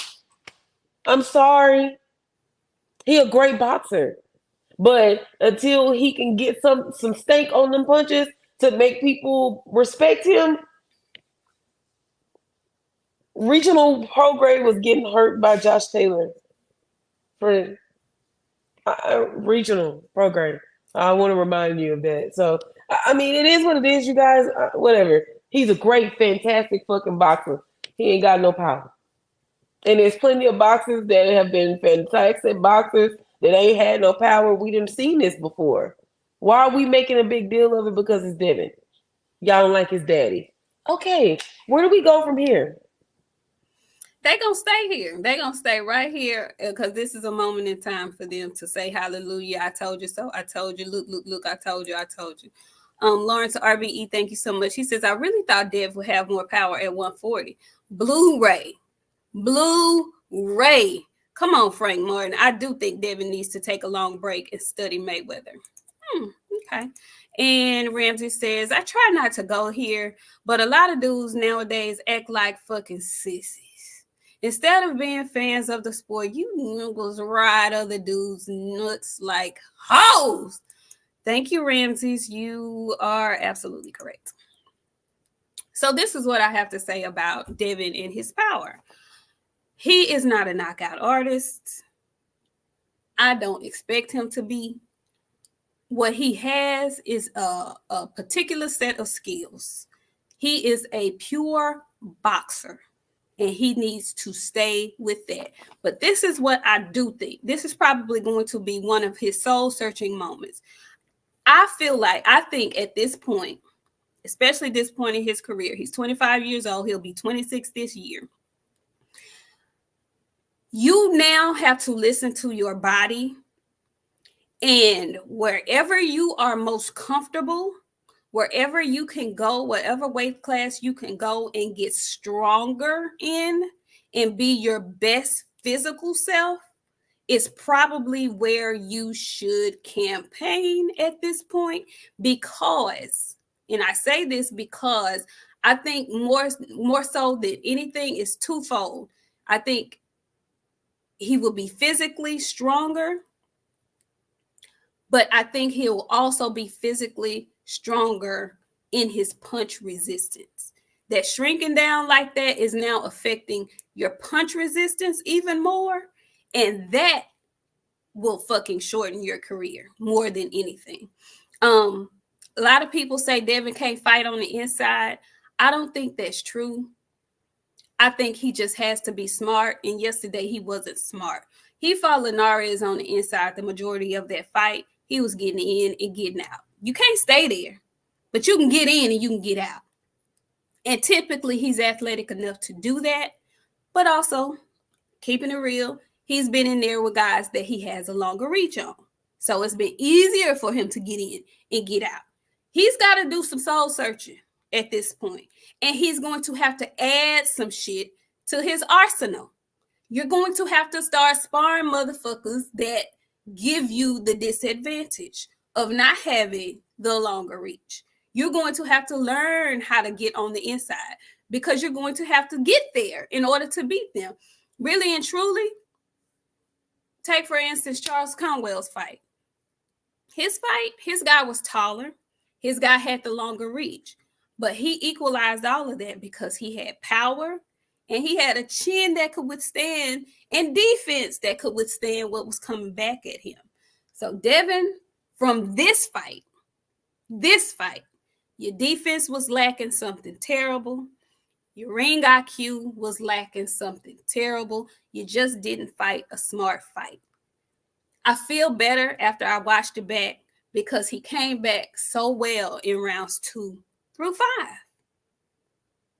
But trying to do too much, trying to do more than what is in your bag, cost him. And it cost him big. And I hated to see my baby laid out. Lord, the rest of the fight, friend, after he got caught, what was it, round 7 or 8? I think it was 7. And then when he got caught again in round 11, I went from let's win to let's survive real fast. That hurt my feelings so bad. What kind of advice? What do you have? What do you think he should do next? Where do you think he should go from here? What do you think he should do next?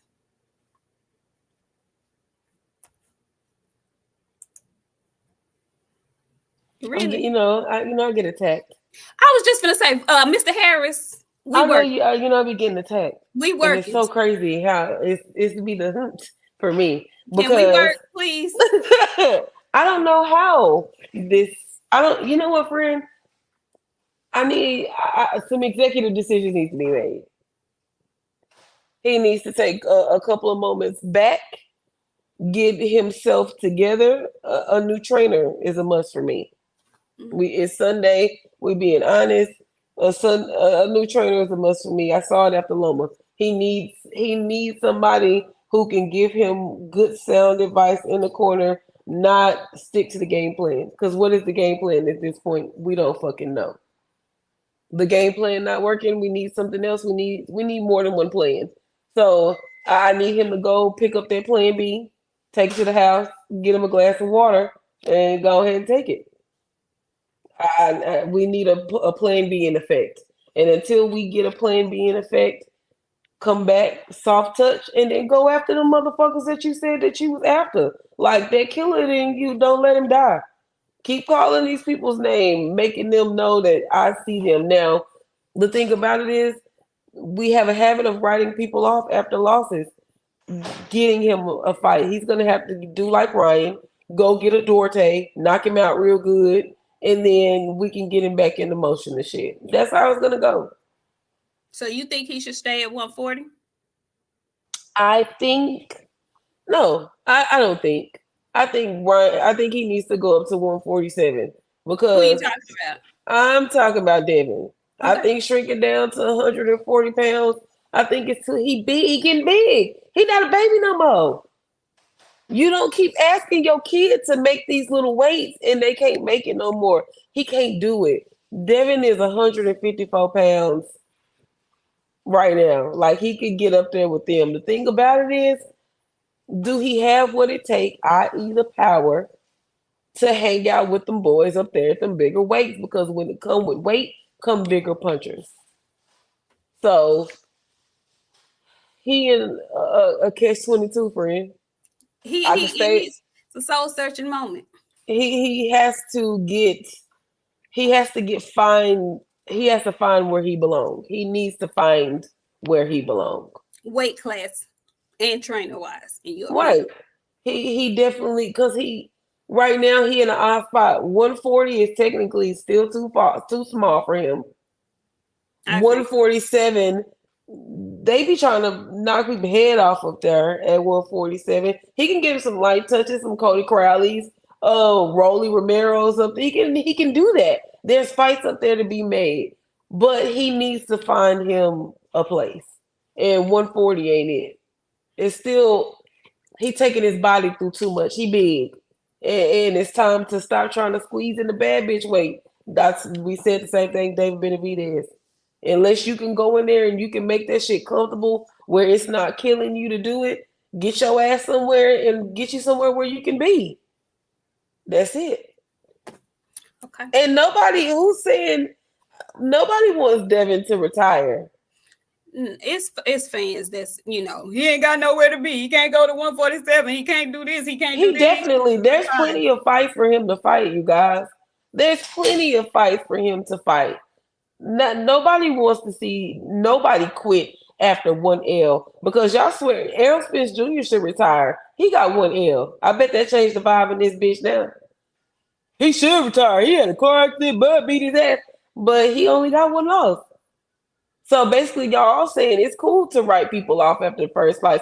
Oh, some fighters after they first L, let's go ahead and write them off. But no, because we're not gonna. If that's the case, then he should have never fought Ryan Garcia, because Ryan Garcia only has that one loss to Tank Davis. But did he come back, or did the fuck he come back? Okay, did the fuck not he come back? Okay, Jay, thank you, Jay. He says, Mauricio Suleiman is about to come out with a 143-pound mental health belt, right? Devin needs to stay focused. Discipline has always been his biggest strength. I agree. And that, I think, was the most shocking part for me, that he got all outside of character last night. Roy 1400 says Devin's last KO was 2019, and before that, 2017. That just boxing-ish won't work. Devin loses to Cruz. No, I don't think so. I think he outboxes Cruz easily, actually. But that's just me. Boxing 4x5 says, did y'all see Booty how a supposed Muslim mocking Devin while the scorecards were being read, and how he pulled Henry away from shaking Bill's hand? Piece of shit. I'm really not fond of Bernard. Bernard belongs in jail. Bernard, he don't like to be around nobody that he can't sexually assault. If it's some touching involved, B-Hop is there. He want to touch Bill real bad. I think he got a thing for light skins. You see how he tried to violate fucking Tank? Everybody that he be touching on is fair skins. He is a booty bandit, and I don't care for him at all. Like Oscar didn't even act like that. But that goddamn gap ass booty bandit, friend, I hate him. I hate his gap. I hate his skin because it's black. I don't like no motherfucking None booty. of you hate his skin because I hate his skin because it's black. I don't like no fucking booty hot. You weird ass fucking jailhouse man. Friend. I don't, friend. He's one of the most unlikable people in the fucking world. The only he's a walking violation. He looked like, if I can't touch you sexually, I'm gonna be mean to you. Tank was like, nigga, get off of me, and then all of a sudden he hated Tank. Tank was a piece of shit.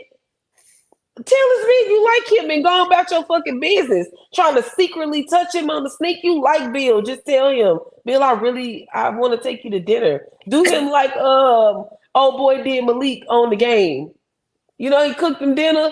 Call him over and cook him dinner and tell him how you really fucking feel. The fuck?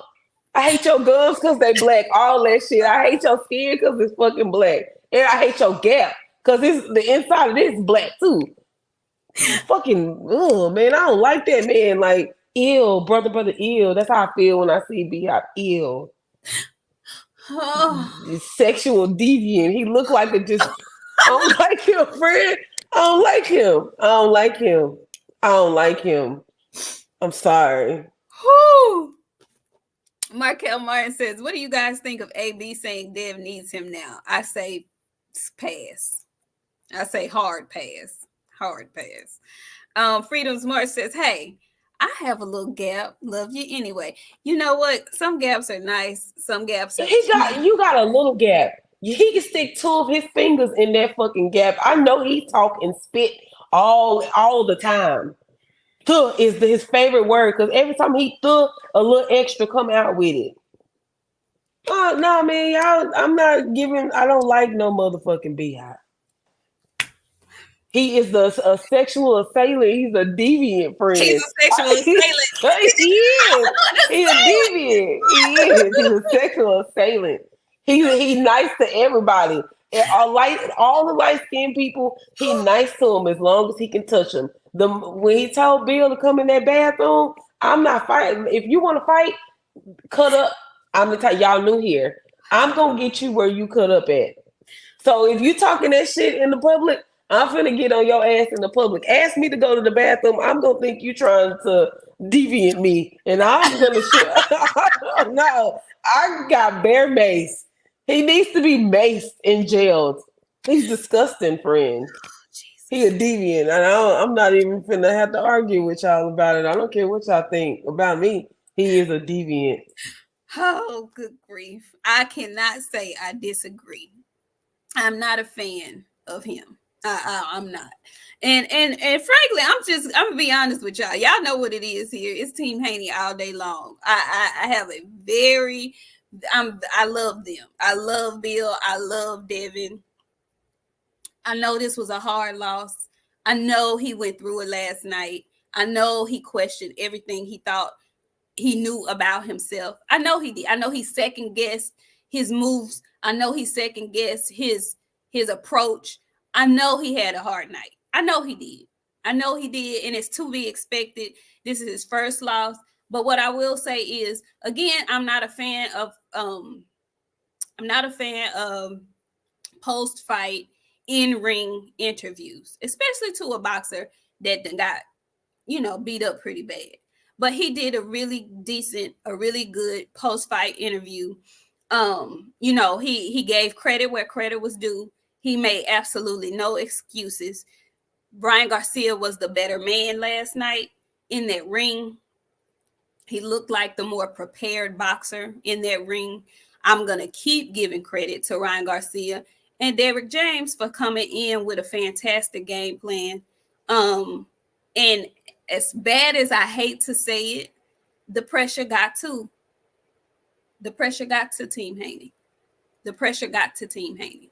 And pressure is either going to bust pipes or it's going to make some diamonds. And last night, he got his pipes busted. He got his pipes busted. But it's the first loss. It's not like he can't come back. Ryan did it last night in fantastic fashion. So, go ahead. And before we go, because I know my friend it's sounding like we're giving up her wrapping up of the things. I just want to say something because I be watching everything and I notice everything. I don't like Sean Porter. I don't like Sean Porter. Sean Porter, no. And also, Clarissa, the next time you get the fuck up somewhere in dookie colored tights, and don't leave, friend. No, stay here. Come back, friend. Come back, because I need to get this off before we leave. She looked good. I was like, God damn, Clarissa, you are really, she fine, friend. Like, she actually fucking fine. Let me cook, friend. The next fucking time you get the fuck up there with some goddamn dookie color tights on, I am going to leave this place, okay? Her hair would look good. The makeup was decent. I was like, this is working together. The dookie color tights, ma'am. Come back. My sister called me. She say, now answer me this. She say, what the fuck do she got on? Come here, friend. And it truly, it was a dookie color one piece. And then the jacket had shoulders in it. I was like, I've seen this jacket before on a YouTuber. Man, friend, come back. Come back. Come back. The dookie color one piece was too much, and the boots. And then by the end of the fight had wore her out so bad, she had came out of the boots and came back in some fucking shoe I ain't never seen before. I never seen those Them before. I boots was like, beat her what? ass last night. Them The boots boots beat beat her the ass. fuck out of her. I was like, God damn. I was like, this is too much for my spirit. She looked fantastic from here up. From here up, I was so proud. I was like, the hair is herring. The makeup is makeup. I liked it, friend. It was better than what she had the day before It when was she was better than what snapping she had pictures, the day people. before, but it looked like one of the refurbished. It didn't look. And you know what? Shake that bitch out, ma'am. Shake it No, out no. and put it on your head. But her and Sean Porter up there together was a motherfucking Milk-Manesia conversation I ain't never wanted to see before. They made my stomach upset. Sean just looked dirty. There's nothing that he ever did that make him look clean. Them big ass fucking weird outfits he be wearing. They just like a combination together. Who picks the fuck out of your clothes, Sean Porter? Who? The Help same, me understand. the same one who be picking out. That goddamn adobo girl was the only one up there that had some fucking sense about herself, and she always looks nice. Cause she know I'm finna get the fuck up on national television, so I need to look like something. Sean Porter, Clarissa Shields, don't ever in y'all funky black ass life get up and do no shit like that no more. I don't give a shit if he had his own suit. It's I told y'all 2 summers ago when Danny Garcia had that fucking suit on. It's ain't nobody wearing no suits like that no more. Him, Scrappy, and Clarissa all had the same stylist. They all had the same style. You know, and shout out to her because she did look pretty in the face. She did. It's just she's up when she's her face was so nice. She had great makeup. Her makeup artist was wonderful. It wasn't too much. It was just enough. We knew she had something on her face. She looked cute. The lipstick was great. Eyeshadow was great. Eyebrows were great. I wasn't a fan, and I love Clarissa in the bob wig. I do, but it wasn't it just wasn't put It on. was dusty. It It was was dusty like Sean refurbished. Porter's suit. It Sean was Porter made that suit in the trunk of his car. He got crawled back there in the trunk with a needle and thread and put that bitch together in the motherfucking trunk and got out and was like, I made it. It's done. They got dressed together in the trunk of Sean Porter's car. And then when she came back and she had that little fucking purse on, I said, you know what? You look like a 2000. You look like me in 2007. friend, the boots, she had to come out the boots and she put on some flats and she was very adamant, don't play with me because the other coast, she noticed that she wasn't in her boots no more. She was like, don't be don't be messing with these my Gucci's. And okay, cool. They was Gucci, but no, no. Ma'am, you look like you look. You know how when you go to the club and you dance real hard in your heels, and by like 2 hours in, you like, you know what, fuck it. Some people just walk through the club barefoot. I'd rather her come out there with her bare ass fucking feet than them goddamn little drawn up sandals that she had on last night. Yeah, why did you bring your purse to the last part of the Where did she get that motherfucker is the question. And you know, I love me a good. I love purses. I don't carry them because I'm a tomboy. So I'm the one that should be speaking about this, ma'am. If you gonna carry a purse, you don't carry no little bullshit ass shit like that. That's them you throw over your shoulder after you didn't cuss somebody out real good, and you got to make a statement. You didn't even cuss nobody out real good. You had on Duke color tights and a mini doonies, a doonie from 2004. you listen. Let me not shit. I don't want to think y'all to think that we just talking about Clarissa. We really fuck with Clarissa over here, and I want her to reach her full potential because she has so many different wings and avenues that she can fly in. I, for one, thought she did a fantastic job last night being on the commentary. Just listening to her speak. Now, she did say looked it, but she sounded good other than that. She's a boxer, so she can talk this shit. And I really enjoyed the back and forth with her and Sean Porter afterwards because he gave some insight. He told her and the rest of us, listen, I know this feeling. I have a loss. You don't. I know what he's going through. I know what he's feeling. So, and then they went on to have another conversation. And I thought that was really good that he expressed that he's a boxer. He knows what it feels like to lose. He fought in the highest level. And so he knows both sides of that coin. She doesn't necessarily. But I love the back and forth with the both of them. That was really good commentary for me. So I'm not finna sit up here, y'all. We laugh and joke and kiki. But Clarissa does really good in that lane. I've seen a lot of different boxers get behind that desk, and all of them are not good at it. It's not for everyone. She does really well at that shit. I'm not gonna lie. She does really, really good with that. Go ahead. She can take Timothy Bradley's place since now that he got to quit since Ryan Garcia won. This is the moment everybody's been waiting on. Timothy Bradley no longer talking boxing. Now we ain't gotta wonder if he got on pants. It's time for us to leave. Okay. Are we? I'm sorry. He don't wear pants, friend. He be sitting up there with a suit jacket. He just look embarrassing. I hate Tim Bradley too. And I know we said we not supposed to hate people that we ain't never met before, but I'm not taking my own. I'm telling y'all that shit. I ain't gotta take y'all advice because I do this shit. Timothy Bradley, he, in my mama's words, he makes my ass itch. Damn. I hope he. Damn. What? He say she remind me of. I'm not gonna even read that. I'm not. She does. She needs a little bit of polishing. A lot of it. She needs some fucking friends. Cause I'll be damned if I let my friend come outside and she finna be on national television. Y'all gonna see us out real soon because we got shit coming up. If y'all see my friend is brown skin. She'll never be in an outfit the same color as her. No. And she won't be like that. Not no, you're not like that. And you won't be wearing no fucking black ass rocker jacket and some boots with the spurs with it.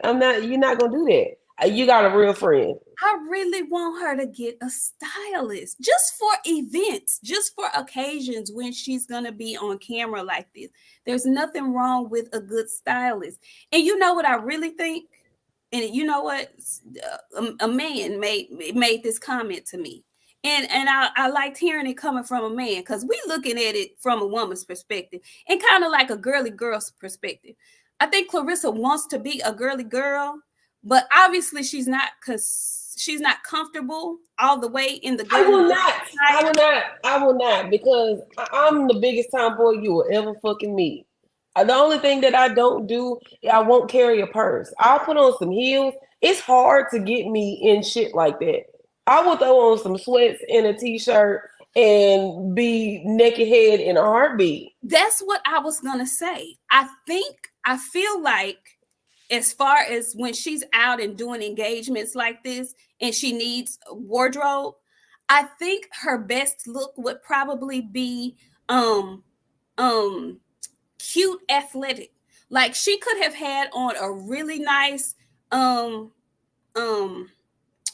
I don't want to say tracksuit, but she could have had on a really nice Gucci two-piece since Gucci is her designer of choice, and with a nice little kitten heel, or so, she could have dressed it. Can you imagine the motherfucking Gucci outfit that she would have picked that came out there? We gotta be fucking. I didn't say her. That's what I'm saying. A stylist. Oh, I'm gonna say because baby, she would have picked out the Gucci print. No, I'm saying a stylist. I want her to be cute and comfortable. And she needs a stylist to help her pick out the right garments for that. Cute and comfortable. You don't always have to have on skin tight or skin showing or high heels. As long as your hair and your makeup is nice, you can be cute and comfortable and dress it up with a heel or dress it up with like a cute shoe. make stuff dressy where it's not uncomfortable. She be seeming uncomfortable in the clothes that she's in, like trying to go. That's just my perspective. This ain't got nothing to do with boxing. We all off on a whole nother tangent. But I would like to see her be comfortable in her clothing. And I haven't seen that just yet. It was one time, I think, when she went to the White House and she had on a really nice outfit. It was like some slacks and a cute shirt, and she might have had on a little kitten heel or a heel or something, but she looked really good, and I could tell that somebody picked it out for her. It didn't look like a typical outfit that she wears, and she looked cute. And drop the quote chains. We got it. We see it.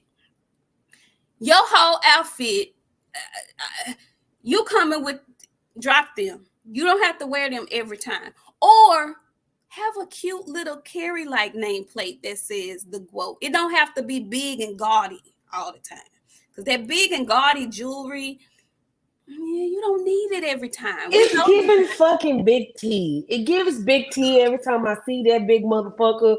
It ain't giving what, it's not sexy. And I like a good ratchet, okay?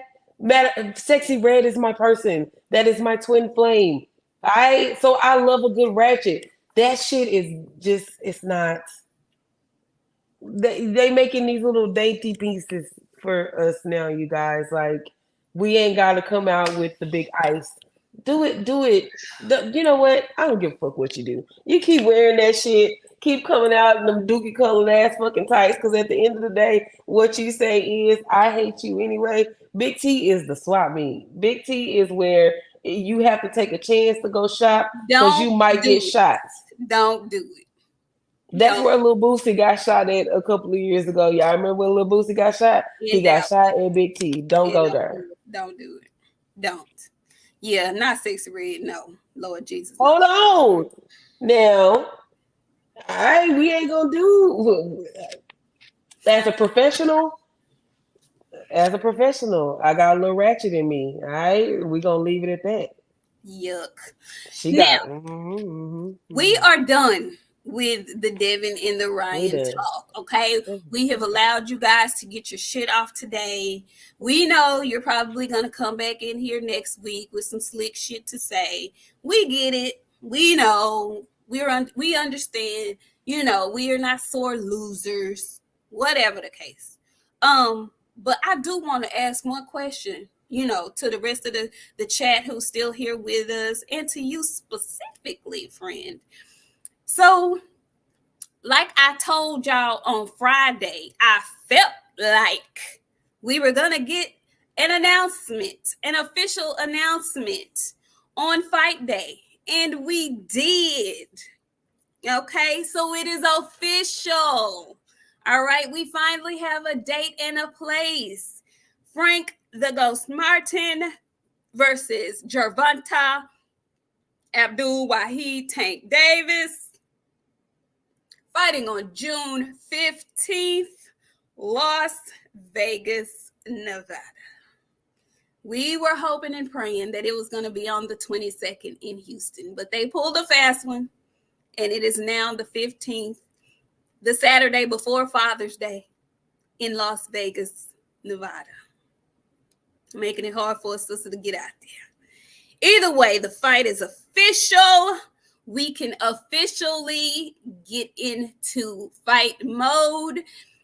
Lord Jesus, I'm stressed. I just had to go through one roller coaster last night, and now I'm climbing my way to the top of the next one. Friend, tell me how you felt about it. What did you think about them dropping the news on Devin Fight Day? Y'all want to act like it wasn't coincidental. It motherfucking was. How do you feel about it all? I feel great. Fantastic. 100%. I'm not arguing with nobody. I'm not even gonna get up and talk about shit. All I'm gonna tell y'all is upsets are happening every fucking day. I hope y'all are prepared for what's gonna happen to y'all. That's it. I don't have much to say. I ain't got much to say about a topic. And you know what? Nah, Drink, you had it right the first time. You had it right the first time. He going on a shirt and not Frank, because you corrected it. Because what you said was Tank was going on a t-shirt and you were right. kudos to them. Great job. Like, we here. Everybody got what they wanted. They want to Tank to fight a slick black fighter. You got it. Y'all want to Tank to fight a black fighter. You got it. Like, don't make no excuses. Please don't downplay the situation. Frank ain't no good. Frank ain't this. Frank ain't that. Because you only making your fighter look like shit. Because basically y'all saying he picked a bum to fight. So keep that fucking energy. We'll see you guys in June. Yes, After y'all Queen keep at Productions. yes, we will be. Yes, we will be. And And yes, Trent, Queen Productions, Derek James is still training Frank Martin. Yes, he is. Yes, he is. Freudian slip, gun toting. Yes, it was. yes. So I'm excited. I'm very excited about the fight. I can't wait.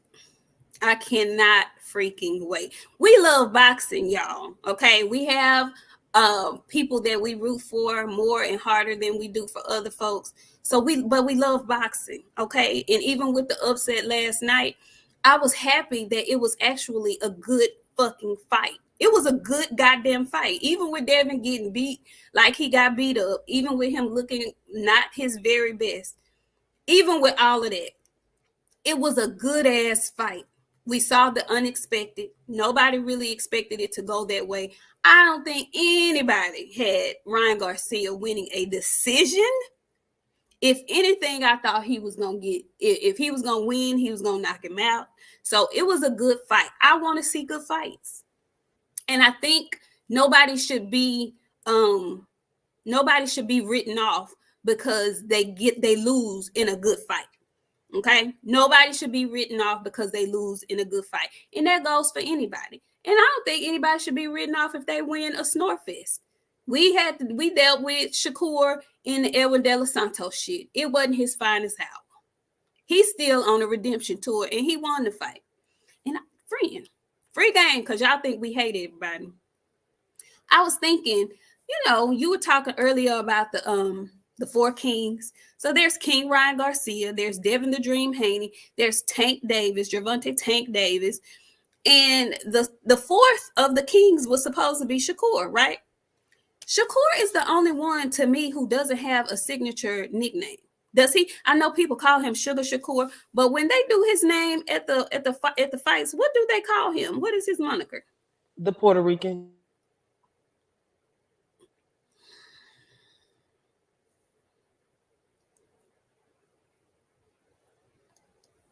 Can y'all please help me out in the chat? What do they call what do they call Shakur?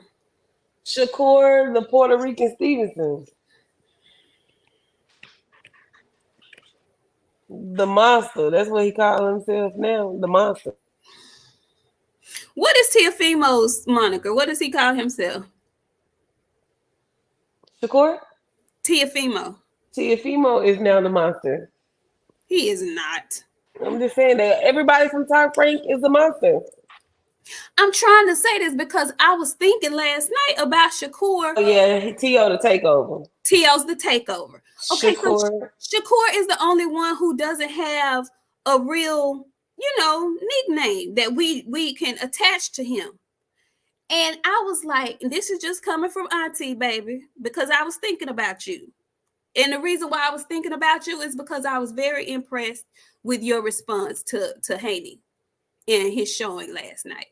So I'm not gonna even lie. I was impressed with how he handled it. He could have talked shit. He could have took his stab. He could have been real ugly, and he chose not to.